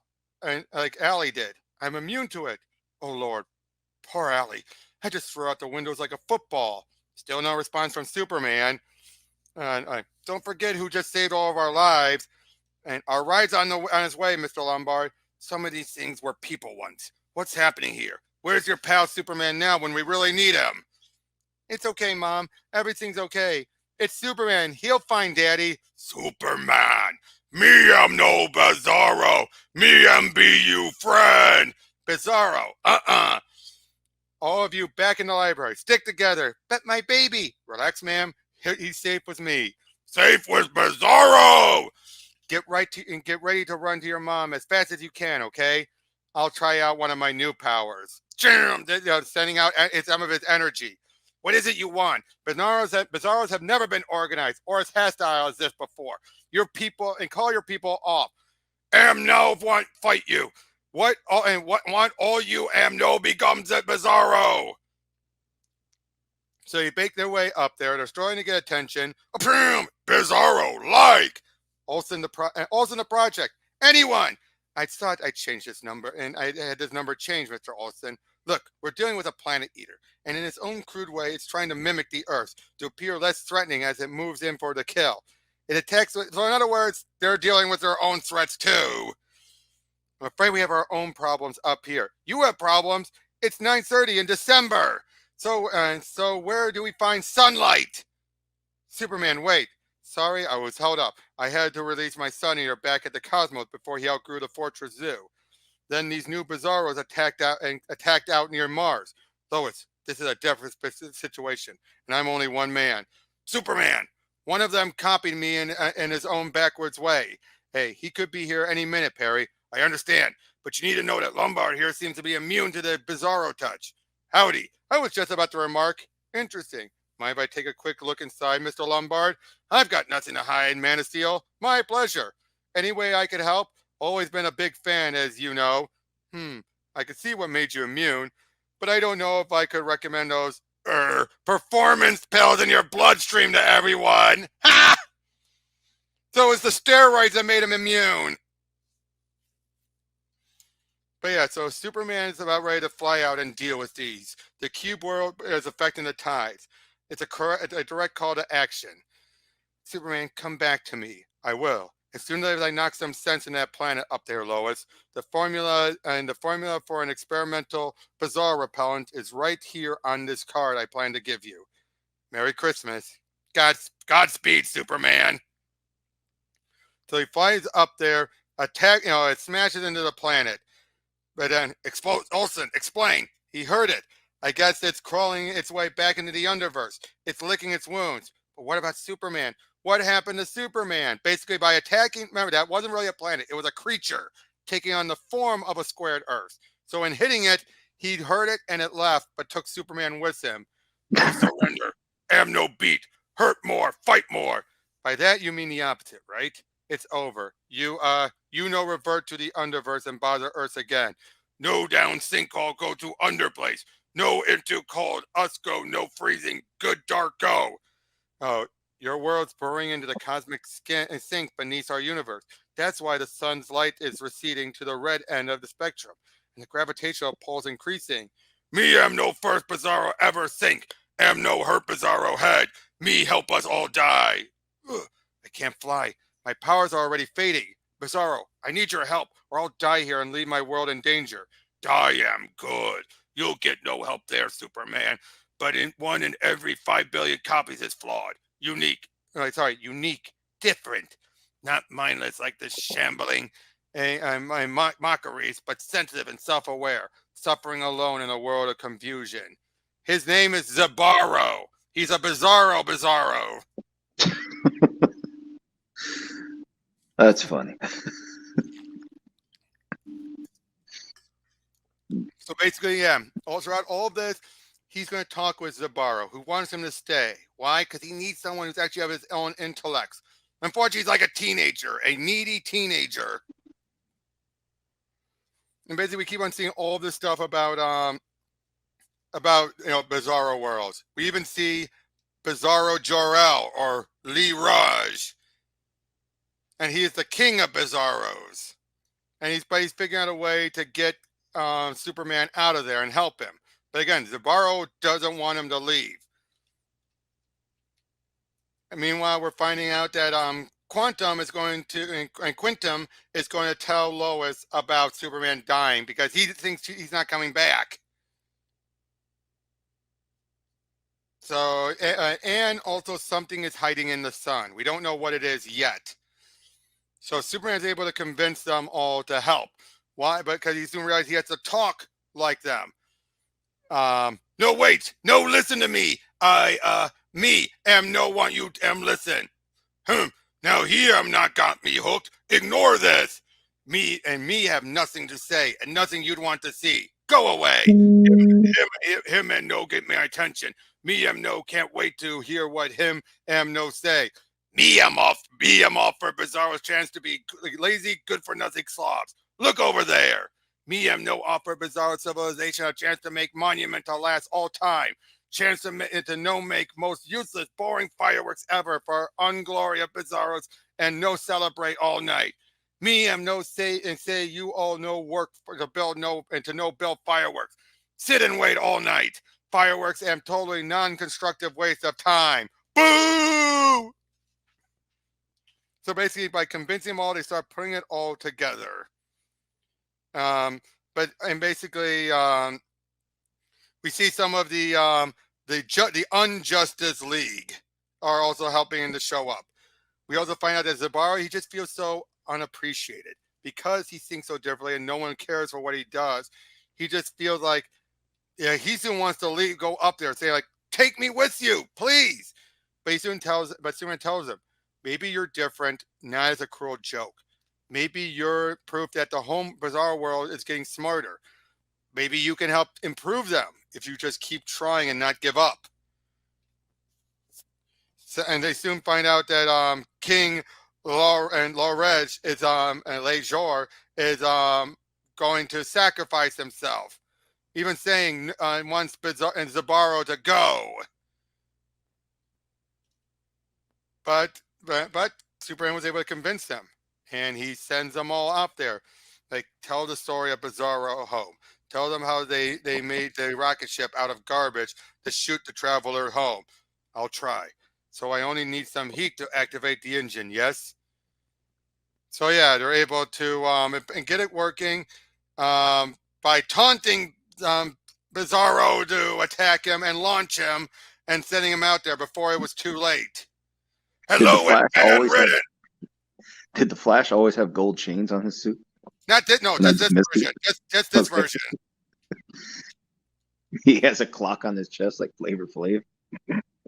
Yep. Okay, keep going. I am. That one I had to breeze through because it's a lot, and Now here we It get it to what? Go ahead, go ahead. All right. I was trying to And figure out what you were not saying. all issues were perfect. That was one of, I wouldn't say it was a dud, but it was just way too long and kind of is one of those fillers. Yeah, it was real wordy. It looked like it. Yeah. Yeah, folks, sorry if I startled you. Hope I'm not too late to repair the damage caused by the Bizarro invasion. Guess he hasn't heard about his replacements. He shows up there and finds out some other Kryptonians have arrived on Earth. These were some of them who weren't on the planet when it blew up. Like, that should do it. The network of tunnels we've drilled will cause the whole volcano to collapse. Lilo, when did your eyes become green? They seem more dazzling than ever. If you insist, it must be some side effect of the powers we've gained since our travel here. How about this very spot? The capital of New Krypton. In other words, they want to rebuild Krypton and all that. Like, hey there, need any help? Did you hear something, my love? The wind? Bar-El and Lilo, they told me all about you. The first astronauts from the planet Krypton who drifted lost in space for decades. I'm from Krypton too. I can't believe I'm meeting living history. Don't try to patronize me. We know who you are, son. Superman, huh? I don't know why you bothered coming back. Why did you bother? I was raised on this planet. This is my home. But my name on Krypton would have been Kal-El, son of Jor-El, the House of El. Like you. I remember Jor-El, a young and ineffectual dreamer. The son follows the father. Look at you, boy. You could have built a new Krypton in this squalor. You could have laid the foundation stones of tomorrow. That's not fair. What right do I have to impose my values on anyone? You occupied my fortress. You shouldn't have left this key lying around. What right, you say? And look at it. Hand him the key and then, the yellow sun of this world and that supercharges our cell, it's lesser gravity that makes us mighty. The uncontested superiority and grandeur of Kryptonian culture. What other right do we need? Wait a minute. What happened to the statue of my parents? We celebrate the life of Krypton, not her death. This place reeks of morbidity and obsession. And as for the thousands of miniaturized Kandorian citizens that you keep hidden from the sun, great row, a Jafar of all people. It's beyond perverse. Brainiac put them there. I spent years trying to find a way to restore their size. Then you lack drive and ambition, son of Jor-El. But we are different. We will make Krypton great. Basically, their plans are then to release the Phantom Zoners, but Superman's not going to let that happen. So, in other words, think of it as similar to what Zod was doing in the movie. Mm. But you won't stand in the way of progress. Felt that, huh? You know what I see when I look at you, Sonny? A soft, wee scientist son. They just broke the moon. And they fly up there and actually utilize it. They're stealing a bunch of bridges to put the moon back together. And turns out they've been there for 2 months. Mr. Kent, you're a man of the world and pretty much an expert in all matters of style, right? Huh? Wait, what's the verdict on my new Kryptonian overpants and belt combo? Honestly, I have no idea why I never thought of this before. I don't know what to say, Jim. Oh, look at this. He's about ready to pull a prank on him, but dear Lord, I'm so glad you're back, Kent. This place has been a comedy graveyard without you. Speaking of comedy, Steve, your hairpiece is on fire. What the hell are you insinuating? I don't wear water! So, this is where Superman hides out. Uh-oh. What kind of self-loathing degenerate disguises his true nature to snort and sniff among subhumans? Have you abandoned all dignity? You've got it wrong, Bar-El. I may have all the moves, but I ain't Superman. Maybe you should alert Superman with your watch, Jim. I have to do something about this nosebleed. Enough. This degrading impersonation has to end. Reveal your Kryptonian colors or, Bar-El, I feel so. Lilo, no! It's okay. I have her. Take your naked hands away from her! I'm warning you, I can't fly. Why do I feel so weak? As far as I can guess, you passed through a certain radioactive cloud in space. What caused the minerals in which caused your minerals in your bodies to turn to toxic kryptonite? It can't kill me anymore, but it was weakening me. As for you, I'm afraid your own bodies are poisoning you, Bar-El. We've come so far. We survived the death of Krypton together. I know. Let me help. There's always a way. Like you help, Kandor. I don't need your help. We don't need you. Bar-El, I can't see here. We don't belong here. We should be among our people. Lilo, why can't I see you? Once I apply these contacts, I'll be able to see and hear you on the thought screen. There, Superman. After all I've done, still you show me kindness. My parents taught me the respect for my elders. They're not all barbarians, Bar-El. Kal-El, I'm proud to call you my kin. Krypton's great heart lives on in you.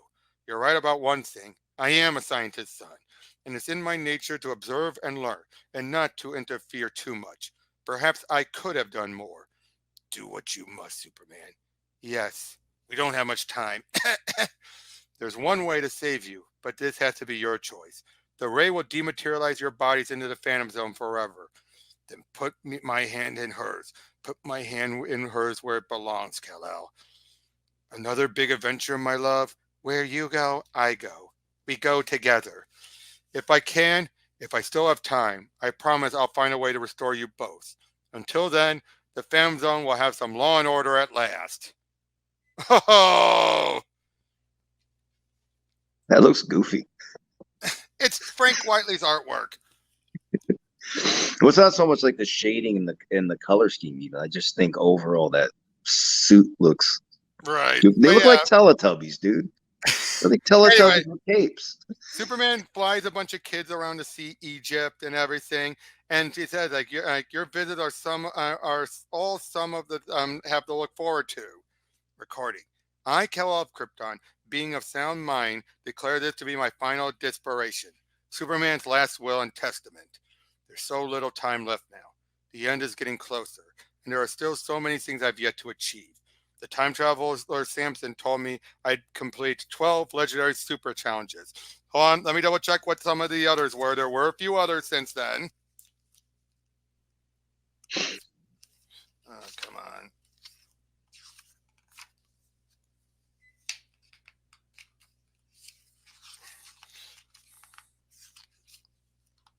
Oh, where is it? No. Oh, come on. Oh, okay. The other ones were change the Chronovore, saves Earth from Bizarro World, and return from the Underverse have been some of his other stuff so far. Mm. Soon we're going to start to see a few others, and two more in this issue. Okay. I would answer the unanswerable question, overcome the tyrant's son Solaris, even create life. Each challenge, of course, brings me closer to my death. And by my reckoning, I've accomplished 7 so far. No time to lose.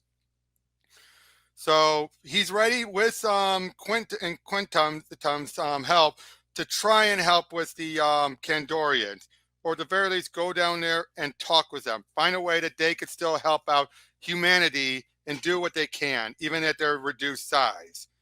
Meanwhile, Superman has been working on this cube that actually allows him to recreate the universe in a self-contained pocket. So he just created life. How do you do that? We don't. It's a lot of super science. So it just skips ahead. It just says, "Yeah, look, he did it." Well, we've seen this cube there before, so clearly he's been working on this for a while. Okay. And basically, he's space created so he can witness a universe where there is no Superman. All right. So he can see how life could have moved on if he wasn't there. Okay. And to prove Lex wrong. All right, here we go. Meanwhile, we see I got held up. No, don't put down the phone, and don't put the phone down, Reagan. Just stay in the apartment. You have to believe me. I'm on my way. He tore the site apart looking for this, then just dropped it when the reporter got in his way. We saw it with some kind of time capsule, but see the date? 2312. A time capsule from the future buried in the past? Lead, opaque even in my X-ray vision. Looks like he's coming back. Hold on to this. I won't be long. Die, Superman, die! Lois! Don't ask. I am the true Man of Steel, the authentic Man of Tomorrow. Do your worst. Ah! He's on some kind of electronic goose chase for Luthor. And it's barely a story, Superman. The guy has Alzheimer's. Ah! Oh no, wait, don't fly away. You do realize I ran straight into Mechano Man's warpath because it seemed like an easiest way to get your attention. What does that say about how much and we need to talk? Why don't you want to talk? I will, Lois. When I'm done, we'll talk all about this. Look at you. Don't think I don't know. Leo and Quantum told me you were dying of solar radiation. You told her? I'm afraid it just slipped out, Superman. It seemed wrong that you should bear this alone. You can't die. I know you'll find a way out of this. Promise me you'll find a way. As she spoke, I watched 35,000 and dead skin cells scattering like confetti, like promises, like the dust of sand. So yeah, he's hearing all this stuff like, hey, watch where you're pushing. Cancel that backup, Shelly. We're good. Reagan, oh God, I'm on my way. Don't put the phone down. And there's that moment everyone loves. Your doctor really did get held up, Reagan. It's never as bad as it seems. You're much stronger than you think you are. Trust me. And excuse me, Mom, I got a phone call. Go ahead, Rob.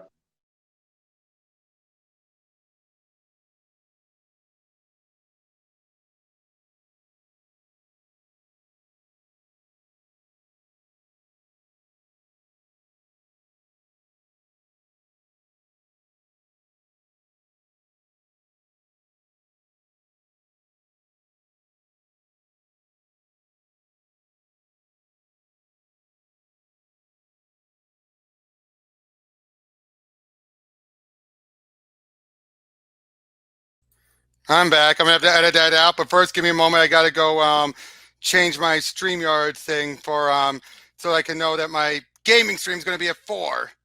Okay. That way we still have enough time for to wrap this up. Yeah, go ahead.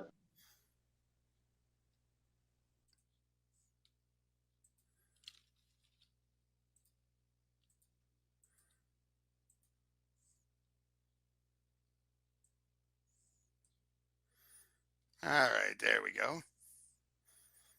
I'll be sure to trim this part out. So, but yeah, this is that moment everyone loves about this.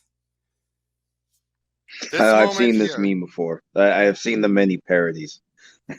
Right, but this is a great moment still because it's all that simple. This girl's ready to just give up on everything. I will never say it's not a good moment, but I definitely like the parodies better. Including what the Snyder version does, where he just zooms past her and knocks her right off. Like, but that tells you that's a problem, though. That's a problem. Then that the Superman just lets her die. He had other things to do. Superman would have still caught her and moved her out of the way. But anyway, what we then find out that is then decided by the council on Candor and the policy of Candor that some of them will stick around so they can help first try and do what they can to enter Superman's bloodstream because they're small enough to do it to try and fix it. All the while, Superman's also going over his own genetics code.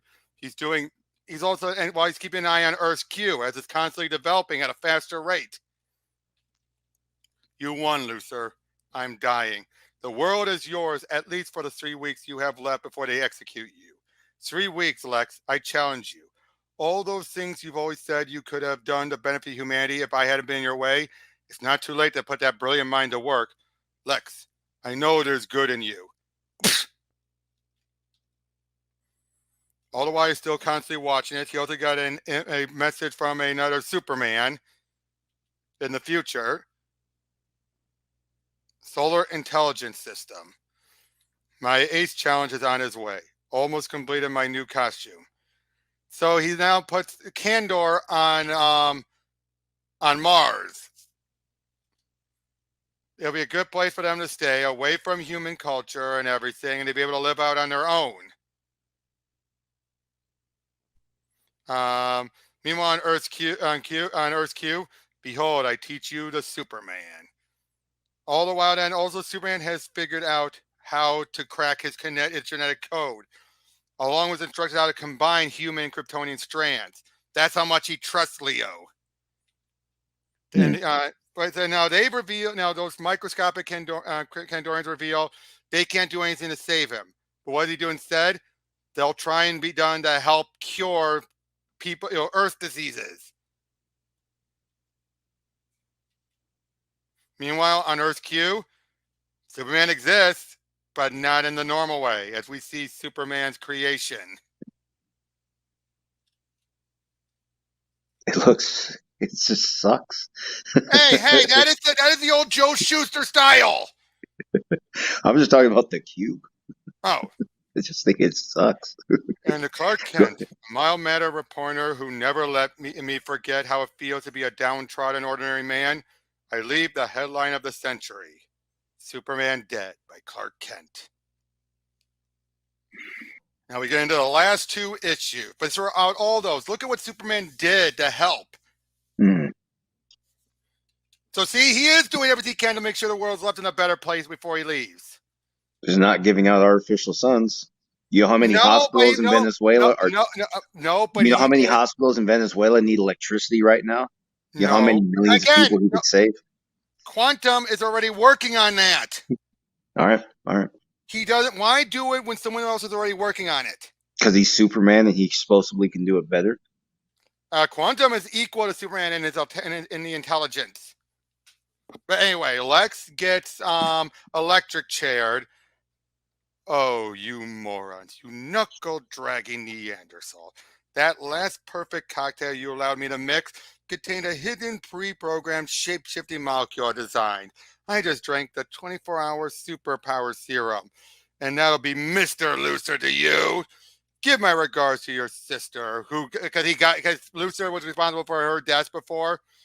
What did I tell you, boys? Everything's going to be different now. Somehow Lex has found out about Superman's the Superman potion that he had given to Lois. Hmm.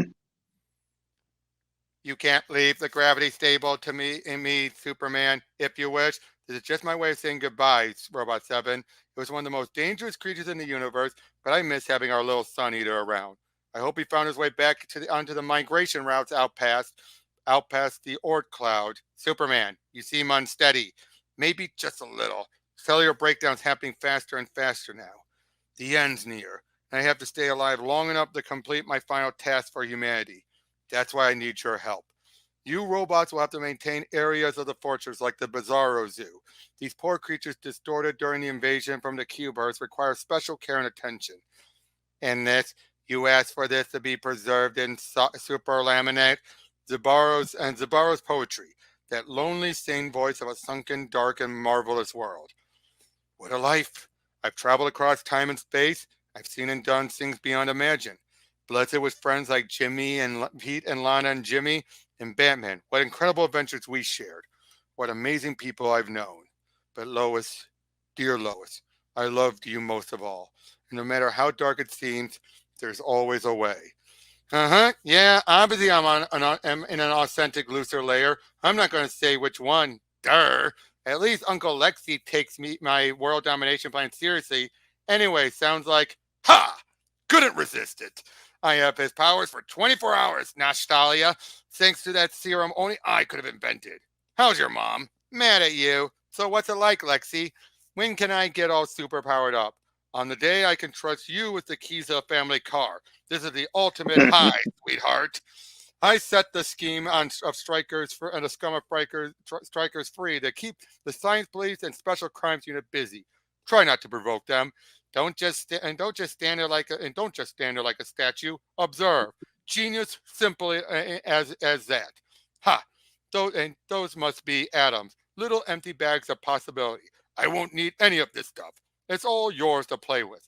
So basically, we're going to see Lex with superpowers and what he does with it. Like, you wouldn't believe how many people really hate him. All that goody sentimental crap. You just haven't seen him in a fight.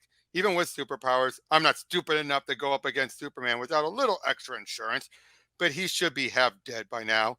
I've been planning my wedding day. I'll be standing on an asteroid hurtling towards Earth with my undead groom. We'll exchange vows, commit suicide, and bring about mass species extinction at the same time. You always were my favorite niece. Now pay attention. He loses his power under red sunlight, right? Right. So how cool am I? Friends in high places. Time to get changed. Superman! Face the tyrant sun! Scourge of worlds! Luthor's secret ally is here. My final adventure is about to begin. This is Superman, signing out. Superman, you cannot stand alone. We will remain to guard I will remain to guard the Fortress of Solitude. The rest of us will fight by your side. I couldn't ask for greater loyalty. Fort Superman is closing down. Seal the fortress. You're all receiving file downloads on Solaris. You'll be able to hear his voice on 107 megahertz wavelength. Come, Superman! Come die! Impossible. Why not powerless in my red suns? You really expected to surprise me? Too bad. This solar suit I made will protect me from red sun radiations long enough to even the odds. Too late. I kill your son and you! My powers. When you are dead, I will replace the sun in the sky. Your people will bow, pray to me, or darkness and die in darkness. He'll wipe away your files. Save yourself. Robot 7 must atone. Solaris invaded neural net. Solaris stole formula. Solaris stole from Robot 7. Stole formula. Stole for Luthor. Robot 7 must atone for Kip 7. So basically, the reason why back in the Lois issue, why Robot 7 left it open, Solaris was hacking into him to send the details of the formula to Luthor so Luthor could use it. Great Krypton. No, go back to your own kind. Go back. The Sun Eater is here. What is this abomination? The natural enemy of a living solar computer. Tyrant Sun. Meet Sun Eater. Killed him. You killed him. The sky's not red anymore. It's just like normal night. Solaris, Jimmy, driver. We need to get to Stryker Island in a hurry. Can't go any faster, Miss Lane. Soon, Nashtalia shows up. Positronic Cannon, I love you. Whoa, good call, Jim. You two are so post-mortem. I need to everyone to take cover, now. By the 24th century, I'm told you'll have been rehabilitated to work with humanity instead of against them. Rehabilitation begins here, Solaris. There's a way to everyone's heart, and I can see yours. Mercy, you'll live. Press, think about it. You're quite frankly stunning and face all over the front page of the Daily Planet. What do you say? The print medium is so passe in so many ways, but it's also so pretty cool in so many other ways. Get my good side, that's all, or I'll find your house and disintegrate you and your pets. Now run and tell everybody. Today is the first day of a new world. A world without him. A world without Superman. Clark, what's going on out there? Great Caesar's ghost man, you look terrible. Are you kidding? He looks buff, but Clark Kent's never in the office when there's trouble. Something's up. Spit it out, Kent. I witnessed the whole thing, Perry. I have tomorrow's big headline. Saw it all. Wrote the whole thing. The whole... Oh, no, he ain't busy. There's no heartbeat. What are you talking about, Lombard? He can't be. Clark is the least of your worries. Oh, dear. Now the final issue. Wait, he has a gun? He's going. No, it's not what you think it is. Oh. But yeah, I'm dead, Kal-El. I died. Basically, Superman's in the afterlife now, talking with his father. But he's explaining this. You too are dead. You died defending humankind. But basically now, he's basically heading over there, and it's turned out he's going to cheat death. He is actually going to come back from the land of the dead. Because he's figured out, because of all of its solar energy cannot be destroyed. You decide. You're the ones who sent me to the electric chair. Me, the future savior of the Earth. And the Daily Planet thought I'd be better off dead. So why don't we let the planet decide who lives, who dies in these next harrowing few minutes? The truth sent you to the chair, Luthor! Is that right, Mr. White? Funny, I don't see the truth anywhere around. Do you? I mean, what color is it? Can I touch it? Nah, I don't think so. Lex, stop! I know what that power's like. I felt the artificial rush, the clarity of those super senses, that mind. Use it! Please, just think for a minute, Lex. She's right, Mr. Luthor. You have to let it all sink in. Turn that damn ultrasonic watch off. Superman won't answer. And as for you, Miss Lane, fine. You're an ambitious girl, and I'm sure I can find some room in my outfit for a propaganda spokesperson. So yeah, but if I died then, Superman's dead. There was one more labor. Always one more. All your work is done. You have shown them the face of the man of tomorrow. You have given them an ideal to aspire to, embodied your highest aspirations. They will race and stumble and fall and crawl and curse, and finally, they will join you in the sun, Kal-El. In time, you will no longer be alone. But my life. For Krypton, it was always too late. But the best of us, the gold in us, will survive in you. All that is impure will be burned to ash, and all that is strong and great and true will survive and be reborn. Father, not me! Come on, Clark, you could do it, buddy. Come on! I'm sorry for all those times I played tricks on you. Why waste your time on Kent? What did he do with that amazing interview I gave him? What is it? What's this? I'm talking. Pictures from Singapore, news deck. The sun is blue, Mr. Luthor. Solaris double-crossed you and poisoned the sun, Lex. Someone or something exploited your vanity to get revenge on the whole world yet again, you idiot. Idiot!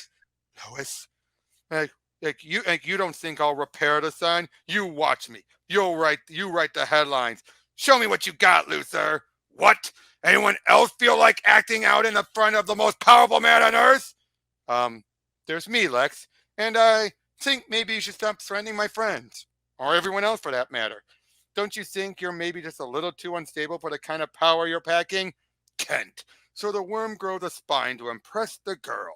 What is it that, and what is it that? What's that you're trying to hide there? This is a gravity gun. Ugh! I knew it. And didn't I say he was too buff to be Clark Kent? And I give you the rear view. Sorry if I startled you. And thanks for noticing those extra hours on the Stairmaster, Cat. We always keep a spare. Nice disguise, Superman. I guess you've been keeping the real Clark in your fortress all this time, right? Clark's safe, Jimmy. Leave Luthor to me. Kent? No! Now there's an easy idea. I should be writing these. Damn! What is this? Hide and seek? Stupid infantile games. I know where you are, Superman. I don't need to be able to see through lead. I can liquefy it with a hard stare. Superman, there you are. Did you ever think it would end with me looking down on you like this? As a matter of fact, I had the whole thing paced out pretty much exactly like this, Lex. I suspected your involvement since Robot 7's malfunctioning during preparations of the Exogene Super Serum. As you know, I've had to confiscate some of the galaxy's deadliest weapons, including this one. See how you're working 50 times harder just to stay in the air? But that's not why I chose the gravity gun. Ugh! Now die, and now, no, damn you! If I die, you die first! That's it. No more tricks. No more. Stand aside. Don't be alarmed. There is only the phase in transition to a new life, a new way of life without Superman. Lay down your weapons. Surrender and everything will be fine. Everything's going to be fine now that Luthor has the mandate. And yes, I expect the president to be waiting with the keys to the White House when I arrive you heard him. This is science year 0, and we're putting these traitors on trial. Lexi, are you sure you're working? Yes. Lex Luthor is spectacular today, actually. No, you look worried. Not as worried as you, sweetheart. Even across the entire electromagnetic spectrum. Einstein failed to unify the gravitational forces with the other three, but he had no experience of this. It's so obvious. I can actually see and hear and feel and taste it, and the fundamental forces are yoked by a single thought. Lexi, how do I get this hat to work? It's thought controlled. Sorry, these new senses. I can actually see the machinery and wire connecting and separating everything since it all began. This is how he sees all the time, every day. It's like it's all just us in here together. We've all we got. Uncle Lex, you're literally embarrassing me beyond all therapy with this behavior. Nostalgia? No. He's trying to articulate how gravity warps time and how I force his metabolism to accelerate, to compensate. He's trying to tell you his 24 hours just ran out. You were right, Lex. Brain beats brawn every time. No, you're supposed to be dead. I had it timed. And you think I'd be stupid enough not to think more of this for myself? This? I saw how to save the world. I could make everyone see. I could have saved the world if it wasn't for you. You could have saved the world years ago if it mattered to you, Luthor. Oh, now, and the one thing I will give the animated movie version, something that even Morrison and Dwayne McDuffie did that he should have done. Luthor just gives up because he finally saw what Superman saw and had his realization. And he just surrenders because he realized how wrong he was. And Morrison admits that was a much better route than this. They should have just had Luthor give up. Oh, your poor face, Superman. Strange. If he hadn't fatally overdosed me with sunlight, I wouldn't have the power to attempt this final feat. No one but me can repair the sun, Lois. My cells are converting to pure energy, pure information, and I alone have moments to save the world. That's more than you ever needed. I love you, Lois, until the end of time. I love you, Superman. As he flies and enters the sun.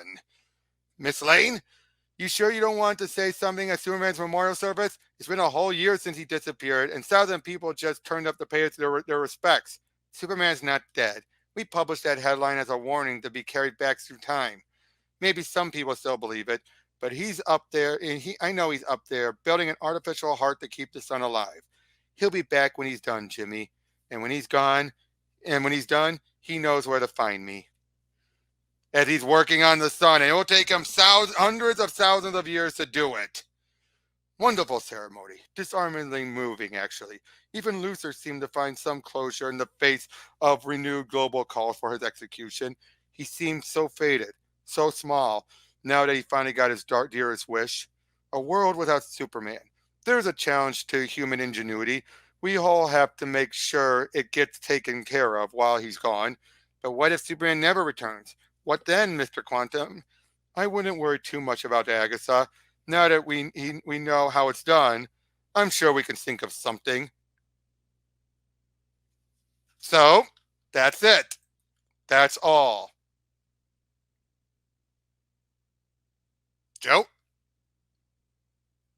Joe? Whoops, sorry. I had my mic muted. Sorry about that. So? Well, it's a good look into the drive of Superman. And that was something also to understand. I never actually disputed. Like, you understand, in 2 hours with Tristan, I had a lot to say about where I was coming from, what I understood where she was coming from. But every single one of you missed it in 2 hours, and I repeated it quite a bit. Okay, but from this, though? Do you see, though, the type of mindset that Superman, he does what he can. But here's the way people have to remember. Superman can't do everything. That's always been made clear. Despite what some people think, Superman's not perfect. He can't be everywhere at once. He can't solve everything. And he has to juggle. In the case of when he has incredible tech, what tech to share and what tech to keep secret. You can't just share it all with everyone and expect things are going to go perfectly. But why not? He's Superman. Because Superman, as much as he's smart as he is, he doesn't know everything. He can't see where everything's going to go. Just because he's Superman does not mean he's flawless. People need to realize that. That's always been the issue. People assume he's flawless. People like Lex assume he's doing all this in the case of Lex, he assumes Superman's doing it all for malicious intent, or that he's just towering over everyone and just looking down at them like ants, because that's how Lex's mind works. To make sure I'm following you, what are we calling flaw here? So I like when people talk about character and flawlessness. Okay. His flaws include, yes, he's incredibly powerful, but he always needs to hold back because he can't just smash everything. He can't just destroy everything, because that will cause more damage. And also, he's also of the belief of not everyone should die. Look what he just did with Solaris. He knows Solaris is going to be redeemed because he gave him the chance to be redeemed. He could have just ended it right there and killed him, because he's so dangerous, but he didn't. Because he knows there's always the best chance. Superman will not kill unless he has no choice. No choice whatsoever. Which is why so many people hated what was done in Man of Steel. And this was a Superman who, there are ways he could have stopped it. Plenty of ways he could have done it. And the fact that the writers put him in that situation where he was too new at it that he wouldn't even think about other routes was a problem because it was a railroading. Do you get what I I'm mean by that? surprised that's your greatest frustration with that ending. How about the fact that somebody with if somebody whose weapon comes out of their fucking eyes and they still missed, like they aren't even looking at what they're trying to hit. How about Well, that one? wait, we're talking about with Zod. Yeah, I'm talking about Zod at the end. How In you that miss case, when you're no, looking at what you're hitting? he's not missing. Superman was holding him away from it. Why not just move your eyeballs? Because it's not just your eyeballs where you're doing it. Because remember, you gotta look straight forward to get the full blast. You move the eyeballs, it's going to start going towards your eye, and the heat vision is one of the few things that can cut right through you. Are we Plus, sure this is how it works? yes, heat vision, a Kryptonian heat vision is one of the few things that can still cut through a Kryptonian's invulnerability, especially at full force. Not only that, though, but you also have the force of the heat vision. There's always a force to the heat vision, so it's just going to keep going straight. You're going because remember, you're laying it out. The science of it is it's just coming out straight out of your eyes. You have a force of it. It's not just like I could just move my eyes. No, it's like damn. So you're feeling the impact of it coming out of your eyes. Well, while we're introducing science, how hot is that stuff? I think these women would have melted. It depends. That's well, it's not just women. It was also a father was there Well, too. that was But a couple, wasn't it? yeah, a family. It was a Okay. family. But yeah, My mistake. But still, wouldn't they have melted? most of the heat is right where it's concentrated at. It doesn't give off a heat around it. It's concentrated heat. It's concentrated heat. So it's all these concentrated in contrivance, the and spot. you're upset because Superman killed somebody. No, I'm more upset that the writers railroaded him into killing. Do you get what I'm saying by that? And then they railroaded it into the story just so they can have that moment where it happens. Well, you also have to. First off, Well, I anyway, didn't take anyway, issue with anyway. that. Okay. We don't want to make this into a debate at the end. Okay. But for this story, because you bring up a lot of the points that unfortunately someone like even Lex would bring up. Not in this story, but in other stories. Why doesn't Superman do more? Or the stuff that was shown in What's So Funny About Truth, Justice, and the American Way / Superman versus the Elite. Because here's something else people have to remember. Superman's never going to take over the planet. That's not him. Will you at least agree to that? Mm-hmm. I understand that. You acknowledge that. Superman's personality, he will never take over the planet unless he's broken like an injustice. Well, I understand he was never. I understand the character was not written that way.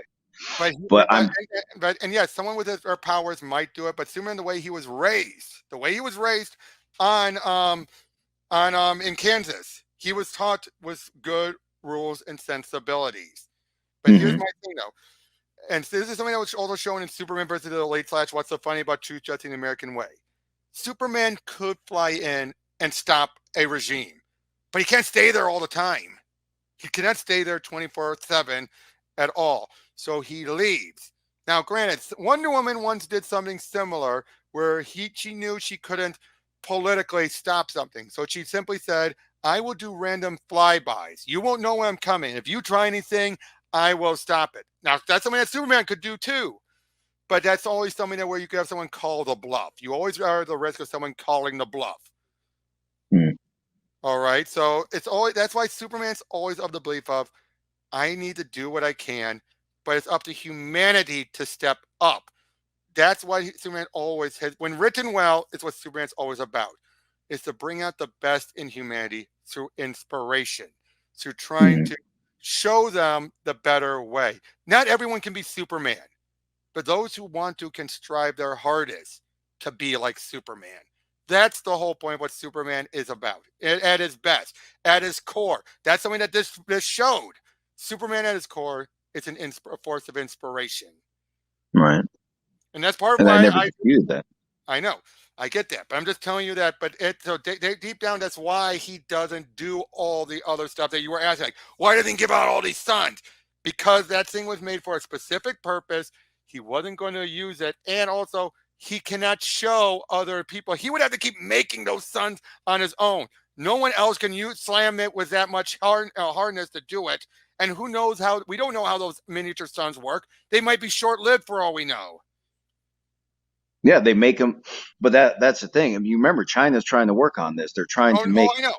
small artificial suns. But the other thing is, although that was a gift provided to him, Superman's not just going to give away a gift like that when, especially when he had a use for it with the Sun Eater. Also, Mm. he doesn't know if humanity's trustworthy enough with it just on its own. Now, yes, he could have given it to Quantum to be figured out, and for all we know, and here's the other thing. You might have missed this, but Superman made it clear. The reason why he's made the key so heavy is that he knows eventually humanity, if they survive, will evolve to a point where they too can have the strengths of Superman and be strong enough to pick up the key, use it, open it up, and find everything he still has in his fortress to use. So, in other words, anything that he has in the fortress is meant for humanity when they're ready for it. He's not going to give it to them now when they might not be ready or is not prepared for it. So now here's a challenge for you. All right. Because he's supposed to inspire the best in people, and now he has all these things hidden away for the day humanity is ready for him. So where are the lasting effects of his inspiration? Well, as we saw from some of them, he's going to have a generation of other Supermen who are going to keep on saving and helping. He knows that not everything about the future, but he knows some of the future.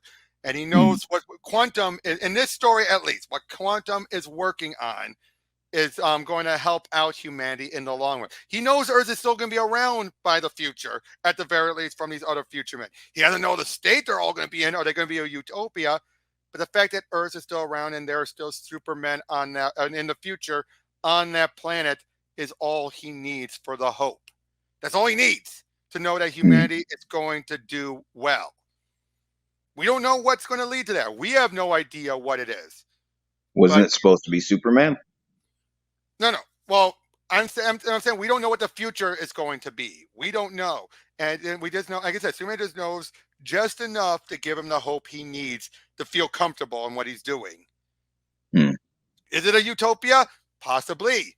And in DC 1 million, it pretty much is a utopia. It still has problems, of course. You still have a Justice League to deal with it, but it's far better off than it was and it is by now. Right. All right. So that's all. And again, the fact that you have a Superman a Superman descendant who's still living around in the year 8,503. All right. 3,000, I mean. So again, does that make more sense then? That Superman, he just works on hope and he hopes for the best, tries for the best, believes in the best in people. He doesn't think about it in himself, but he tries to use his best judgment. And does he screw up? Oh yeah, Superman will screw up. But he has to try his hardest not to screw up, because a screw up from Superman could have devastating consequences. Yes. You know, for example, the miniature sun. Yes, you could give it to them, but what if they misuse it? What if they mishandle it? What if something goes wrong? But if he's seeing the best in people, then I don't think that's his first question. I think that's an afterthought. There's a difference between seeing the best in people and knowing when they're ready. Those are two different things. You can see the best in someone, but you can still acknowledge, yes, you're doing good. You're on your way there, but you're not there yet. That's not being condescending. That's stating as a fact. Where someone like Lex would be all like, no, you're not ready and never will be ready. Only Lex is ready. But then who is right and who is wrong? And in the end, Lex is still wrong. And that's why, again, I feel that the anime movie that's why Morrison admits the anime movie, what their ending was Lex, it more gave the whole point of the whole story. That even Lex would eventually admit Superman was right and he was wrong the whole time once he finally was able to see the world in the way Superman saw it. Because that was always his problem. He never was able to see it. He was just seeing it from a limited human mind, a brilliant human mind, but one that still had the flaws of humanity. Now, Superman, on the other hand, he had the powers, but was raised to be a better person. basically, if he was just Clark, he would still be a great man, a good man, a good man. He might not be trying to fix the world, but he would still try to do what he can as a reporter, because that reporter, Tingle would still be in there. So think about it that way. A good Superman as Clark Kent would have been a good man, regardless. You know I what I'm think saying? so. Yeah. But with the powers, he's doing so much more. Mhm. Right, and I understand that's the story being told. Just Yeah. remember when I fought this out with Tristan, we were talking about two different perspectives. Right. I never doubted that the Superman, the metaphor would. I never thought he was the wrong metaphor for this message. Right. But, so what is your problem? But lay it out one more time for people who haven't seen that stream. Just give a summary. Because there are two different perspectives. What we just saw unfold for 2 hours, Superman the metaphor, where he sees the best in people, and then there's Superman in hypothetical, if he were real, if something like that for real, what would really drive him? I And what do you don't say? believe You don't believe it? because I don't believe that he would have necessarily, if he would have had his own personality, first of all, True. he would have seen people, he would have seen different people for who they are. And he's like here in this story, he's saying that there is good in Lex. And I think if he were sharp enough, he would understand that there are some people out there who will continue to break the rules or cause significant harm to others until they are made to stop. True. And you know, And here's the deal. Superman, you're right. Superman has been put in that position. He has in other stories, not in this one, but in other stories, he has been put in that position. But even then, Superman still hopes for the best. Why? Because look at what he's able to do. He does use himself as an example of, if I'm able to use these powers and not to take over, there's always, and I'm just a simple person. I didn't grow up with these powers. Some versions had to be he didn't grow up with these powers.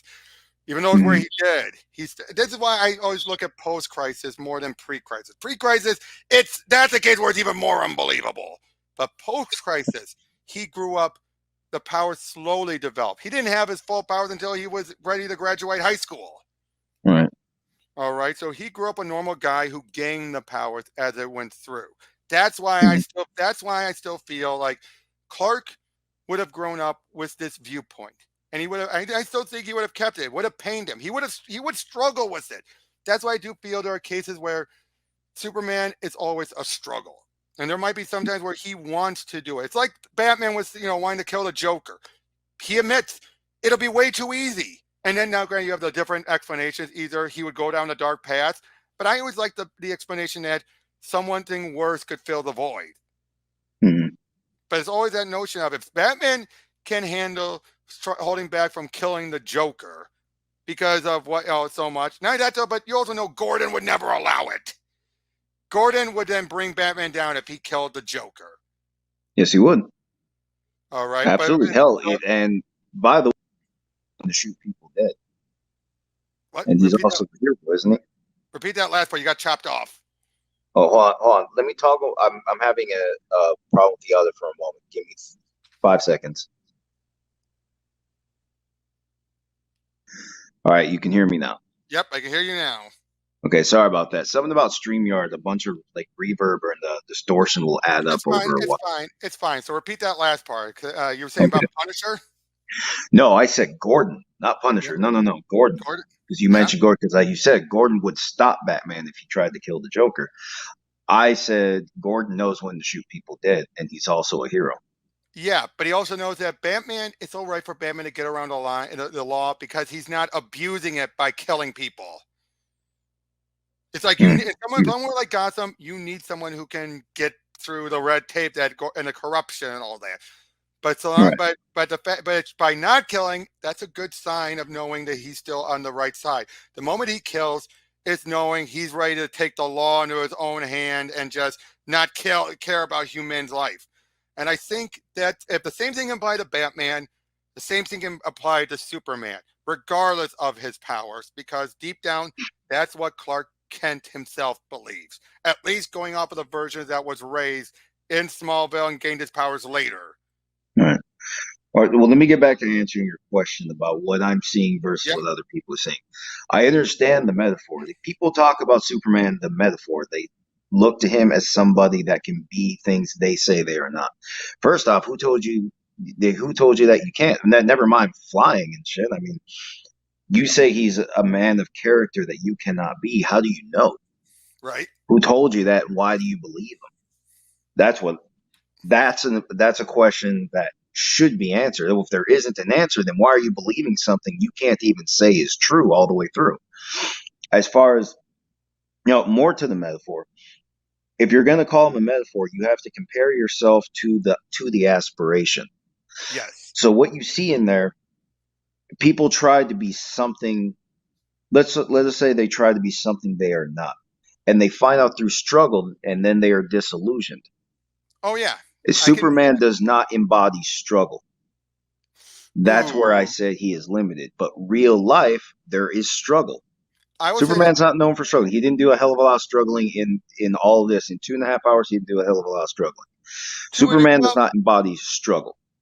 to a degree, I say it's less of a physical struggle and more of a mental struggle. It's what I always looked at it as. That's one thing I wanted to say when you were debating Tristan. I see it as Mhm. a mental struggle because there's so many easy ways he could do it. So many things he could do with But his. I mentioned that about Zack Snyder's Superman, where I said I appreciated that there was even a psychological struggle, but she said that's not Superman.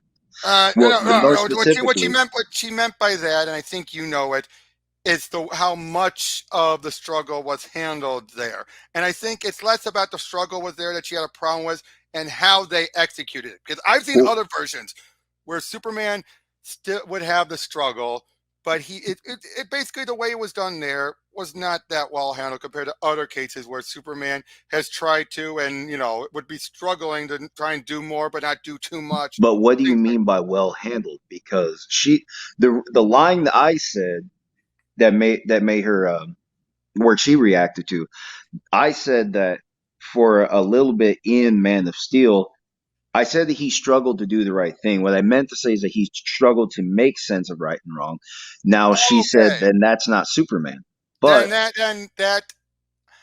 I can both agree and disagree. I get what you're saying, that, but at the same time, it's more of a case where I think the problem is it's the whole stuff with his upbringing in Kansas. That whole stuff with Jonathan that went against everything that was done with the character in the past. Where I've seen other versions of it where Jonathan has been in similar ways to it, but never went as far as they did there.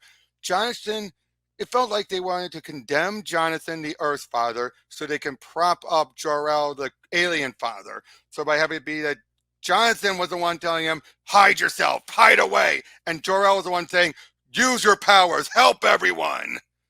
mhm. And because of that, that made Clark, this version of Man of Steel version of Clark, not know right from wrong because he was not given the proper upbringing. That's what I'm saying.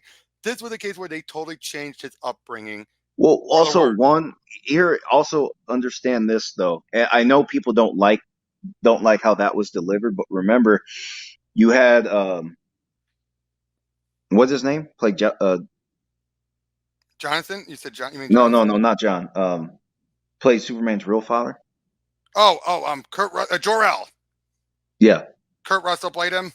yes. You have a bigger name there than you do playing John Kent. But And I that know people don't like this, but you have to understand you gotta put the bigger name. He needs more screen except, time. It except, may not well, have been, sorry, I would say that. Sorry, I had a good way to counterpoint that, though. But look back at Superman in the Christopher Reeve movie. You had a bigger name as Jor-El, but by the end, Jor-El was wrong, and Jonathan's words were the ones that but Superman. remember, this isn't Christopher Reeves. This No, I isn't know, his movie. This isn't that movie. This is but a I'm different countering. movie. But I'm talking about how the writing. Forget the actor involved. I'm talking about the writing was having it be. Jonathan was telling him, "Don't use your powers." Basically saying, "Be afraid." Basically saying, "Oh, you'll know," but then counter it with, "Oh, but you should not do it." It's like Hmm. you're basically telling him do it, but don't do it. Whereas Jor-El is the one saying do it, use your power to help people, make it to us. Right. So basically saying his alien daddy is the one to listen to. His human daddy, ignore him. And this is the one, but this is capturing what I was talking about with Tristan. He struggled to make sense of right and wrong. That isn't bad Oh, and, because and you you're right. learn That about isn't bad. That isn't. You're right. I'm sorry for cutting you off, but it's okay. I get where you're going with it. Because you're repeating some of the stuff you brought up during that, and I get that. But I'm just saying that the big issue throughout it was that the writing did not handle how Superman should have been done. They were not giving us what Superman's upbringing was. They were giving us a case. They were trying to make it realistic, but in a way that also basically saying by realistic, we also have to make John Kent, who raised him most of his life, to be an asshole. Like I said, so it was a different take on Superman. But what happened ultimately, Clark has to balance the different the different explanations he was given. You had John Kent said no, no, keep who you are hidden, even though Clark didn't want to. And then Joel comes out and says, Jor out, no, Jor out. Joel, sorry, Yeah, sorry. yeah, sorry, Anyway, sorry. Yeah, you're saying Joel. It's like no, it's Jor L. I thought I did. I'm sorry. Yeah, it's saying Anyway, Joel. It's like Joel. Like I didn't even hear the R. You're no, like I said the R's Jor. not No, silent. I said Jor. I thought I said Jor. I'm sorry. I don't know. I'm laughing because it's like the R's not silent, dude. But anyway, he comes out and he says, "You be who you are, but make the right decision." Yes, So there was, but here's the thing, and here's why that piece is important. People don't like it, but that's also why a lot of people didn't enjoy the movie. They were looking for something they wanted to see instead of listening to what Zach had to say, how he was trying to present it. What you fair got enough. at the end of it is somebody that's first initially struggled to make sense of what the right thing was to do, and then he still made the right decision. And then what you have is somebody after the struggle, is sincere Okay, you because know he what? That completed the is hurdle. fair. That is okay. You made a very good point there. That is a very good point there. I And that am was not my point for 2 hours with Tristan. okay. I think because unfortunately that movie taints a lot because of how it handled everything. Because of how it handled it all, it really makes it very, very, very hard to, you know what I mean, right? To Mhm. you get Well, I why was it, like, guys, I was reading those comments all throughout, and like nobody was listening to anything I had to say. I know, I Everyone, was like one of them, everyone, and I all was of one of them. them. That's not Superman. I understand that's not. It's not the classic Superman that you wanted, but I don't think No, people also understand movies like that or characters like that. There was a time and place for it where no, it was yes, the simple good versus evil stories, like Star mhm, Wars. If you yes, were to retell Luke Skywalker's story today, assuming nobody's ever come up with a comparable twist like what was in Empire Strikes Back, I mean, if you were to see that for the first time today, with all we know about stories told of good and evil, it wouldn't register the same, fair except for enough. that twist. Well, The let me ask twist, you. Well, let me ask you this then. I will give you that for Man of Steel. I will completely give you all that for Man of Steel. But what about the direction they went afterwards? in Batman v Superman, well, that was the natural conclusion because that movie was expanding what John Kent was warning Clark about. That's Because true. the truth is that real people have different reactions to something like Superman. Look what happened when the atom bomb was discovered. That's A true lot of too. Americans said, "Cool, we got the atom bomb. We'll dominate the world." And then the rest of them said, "This is crazy. What if the president turns that on us?" Okay, But the and again, guys who that have is true. concerns they don't get their voices heard. The And okay, story has always been America has the bomb and America is going to use the bomb for America. and Well, that's what true about the too. Americans you don't like? Okay, and That's why that is very true when we too. were learning about that in history class, those concerns really went unanswered. That's just not even addressed. That's true too. So you see That is an alien that, per the story, nothing you use works. As far as you know, and you also heard this story about how he can walk on the sun. So that means absolutely nothing you do on Earth can harm him. If a okay. nuclear weapon won't do it, walking on the Yeah, sun won't. You see what I I mean? will agree with that. Yes, and I do. And I will say this: the Superman side of the story, I can agree with you on as well. It's when the rest of the story went on and finding out where he was going to go with the story to lead to Superman breaking. And then, especially when you had Snyder make statements like, oh, he shouldn't be like Superman would not be born a Boy Scout right out of the bat. He's going to become the Boy Scout. It's like that's only because of the upbringing you gave him. You get what I mean, right? It's like he's not going to be born, come out of the pot of Boy Scout. No, he's supposed to develop into it during his upbringing. You gave him a shitty upbringing, and now you're going to say, I'm going to fix it and make him a Boy Scout because of your dumb mistake? His upbringing wasn't as bad as people think. They just struggled. They just didn't like the idea of him saying that he should have let the school bus drown. Oh, that's why I keep saying this. There's one line that could have saved that whole bit. Instead of him just saying maybe, he should have said, maybe. I don't know. Like, acknowledge he doesn't have the answer. That would have been fine.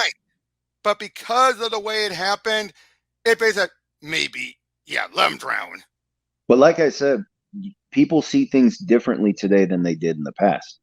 Yes, but now also look at the people who have been getting more of the enjoyment. They're the people who are saying Superman should kill, destroy. There are people who are looking at the wrong message. And that's not a Superman that should be, that's not the ideal that Superman should be giving. That people are wanting to see more. I promise you, if you get the ideal Superman on the big screen like this, you will be satisfied. Everyone you know will be satisfied. Majority of audiences will be less satisfied than you. Except Captain America, and he's just as much of an ideal Superman. Him, I thought his movies, it was fun. Look at that. I say Captain America. They should be able to tell what Captain America did, especially in the second and third movie. You have it be that he's still the ideal. Flawed. He can still be flawed. Even Superman can be. But he's trying to defend. The world's trying to tell him, accept the world as it is. And he would be saying, no, why should I? And then try and do it. Again, he could be wrong, like Cap was in Civil War. But at the same time, he's still fighting to show it. So that should be the conflict. The world is trying to tell him you're wrong. That was the problem with Man of Steel and the Snyder stuff. It was basically Superman admitting, you're right, the world is wrong, and I'm wrong too. And he has to try and learn how to be better over it, when instead he should be, but Superman... Because real life is learning. But at the same time, he should have learned that growing up, and then he should have been able to be the type who was challenged. He should be challenged to do it by people like Lex Luthor. Challenge to think like that's not the world. But in order to put that in a movie, then you have to highlight the younger John Kent, and that's not Henry Cavill. Henry Cavill wants his screen, or you got to make the movie longer. Yeah, but here's the other thing as well. You also have, there's a reason why people have made a joke of when they try to tell someone how the real works. He's like, not always. They always say, what, were you raised in a barn? Because one, he was, but two, it's because they cannot believe someone like that would have that mindset. They're the type of people who think that. That's why even nowadays, Superman still does that when they do it well, where they push him in to think the world is changing. You should change. You're just stuck in your old ways, when it's like, why am I stuck in my old ways? The ways are working, and that doesn't mean I should just become a cynical person just for that. I don't think he was nearly as cynical as you think. He just wasn't perfect. But look, this is the problem with perfect people. And you, Tristan, and everybody who talked down on what I had to say about Superman, again, sorry, you're all capturing this. You're all capturing this perfectly.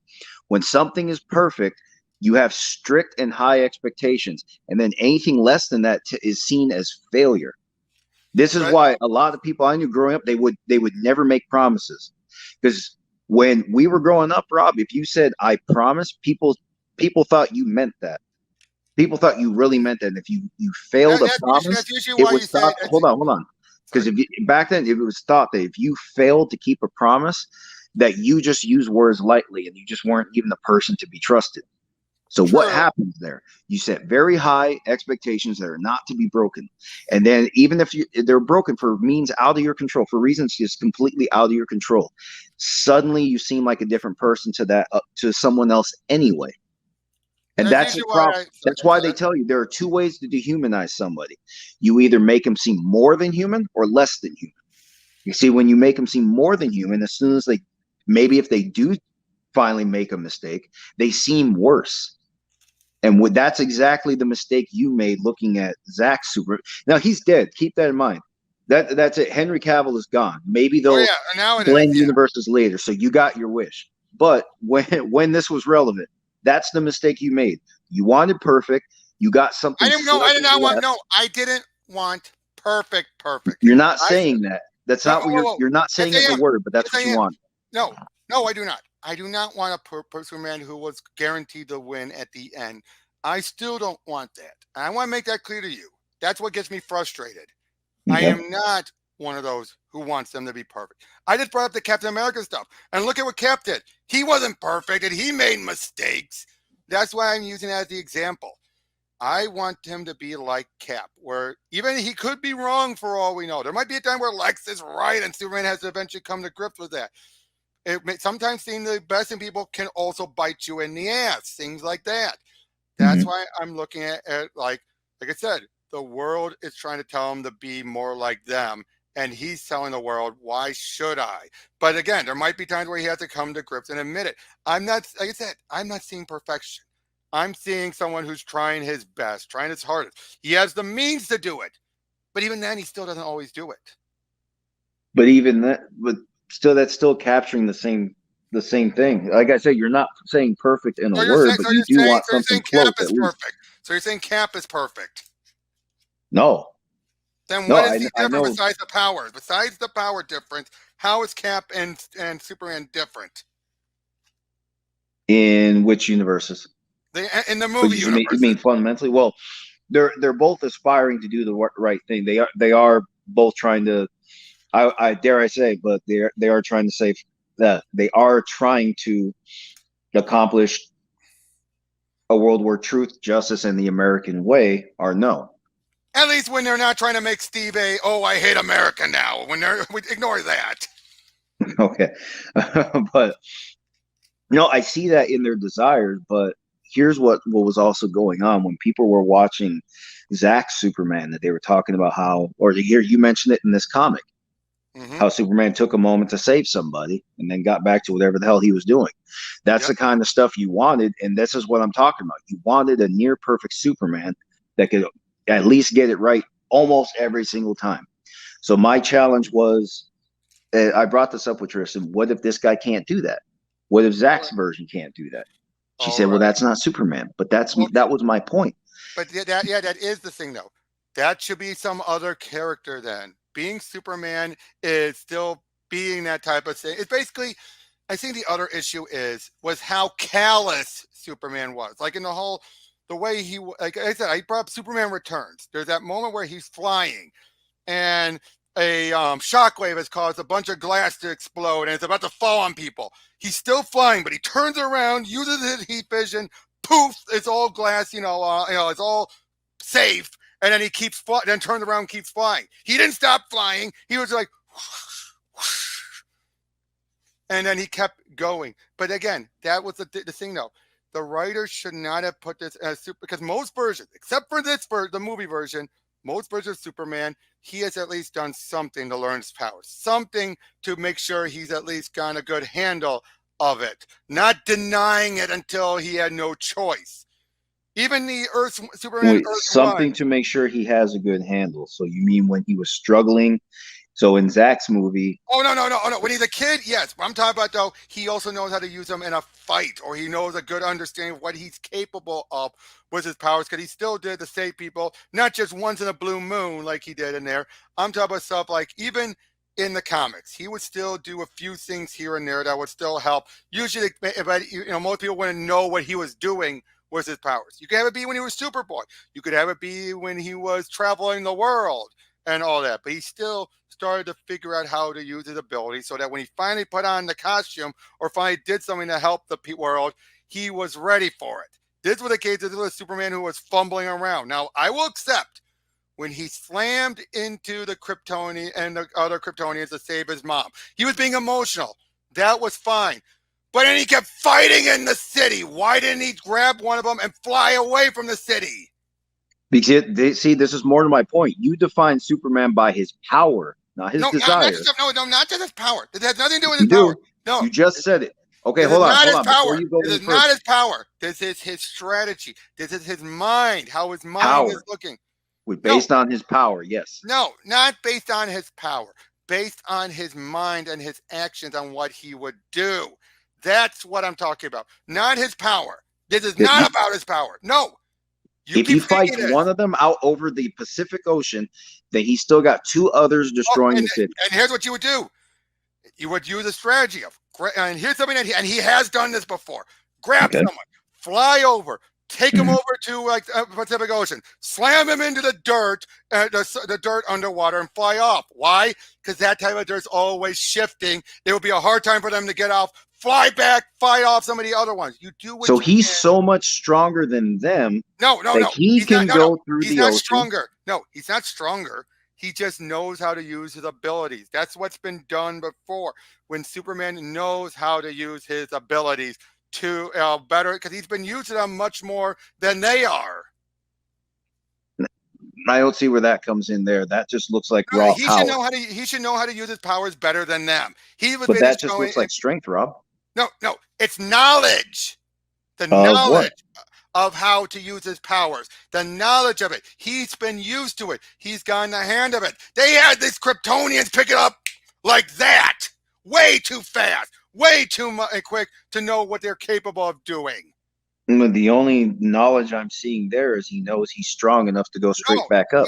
He should also not just that. He should also know those things he's capable of doing, like saying, "Oh, he should be knowledgeable enough to know. Oh, I could spin around and make a tornado. Summon demons and throw them off. Things like that. So the power, how to use his powers. How to use his powers. I'm talking about the knowledge of how to use it. You were just focusing entirely on the power. I am telling you, it's the knowledge of how to use his power. The strategy of what. Would you know anything about his knowledge of these powers if he didn't use them? That's the problem here with this. They were making it be where he had to hold back on his power and never figured it out. So he then started flailing. Again, that should not have been what Superman is, where he would have to be, I'm going to show in and just start flailing around and figuring out how to use my powers at the same time they are. That's not Superman. But see, the same thing. That's not Superman at this scale. Not at the scale. I don't think you actually understand the words you're using, Rob. Not at the scale of saving the whole world. It should not have been his first thing. Even trying to figure it all out should not have been a massive scale invasion like this. Not one where the whole world's going to be devastated and everything. That's where the other problem is. Most of the time, it's either contained just to Metropolis, not having to go to the other side of the world, or it was a smaller thing, and then eventually we work up to the invasion. That was the other thing.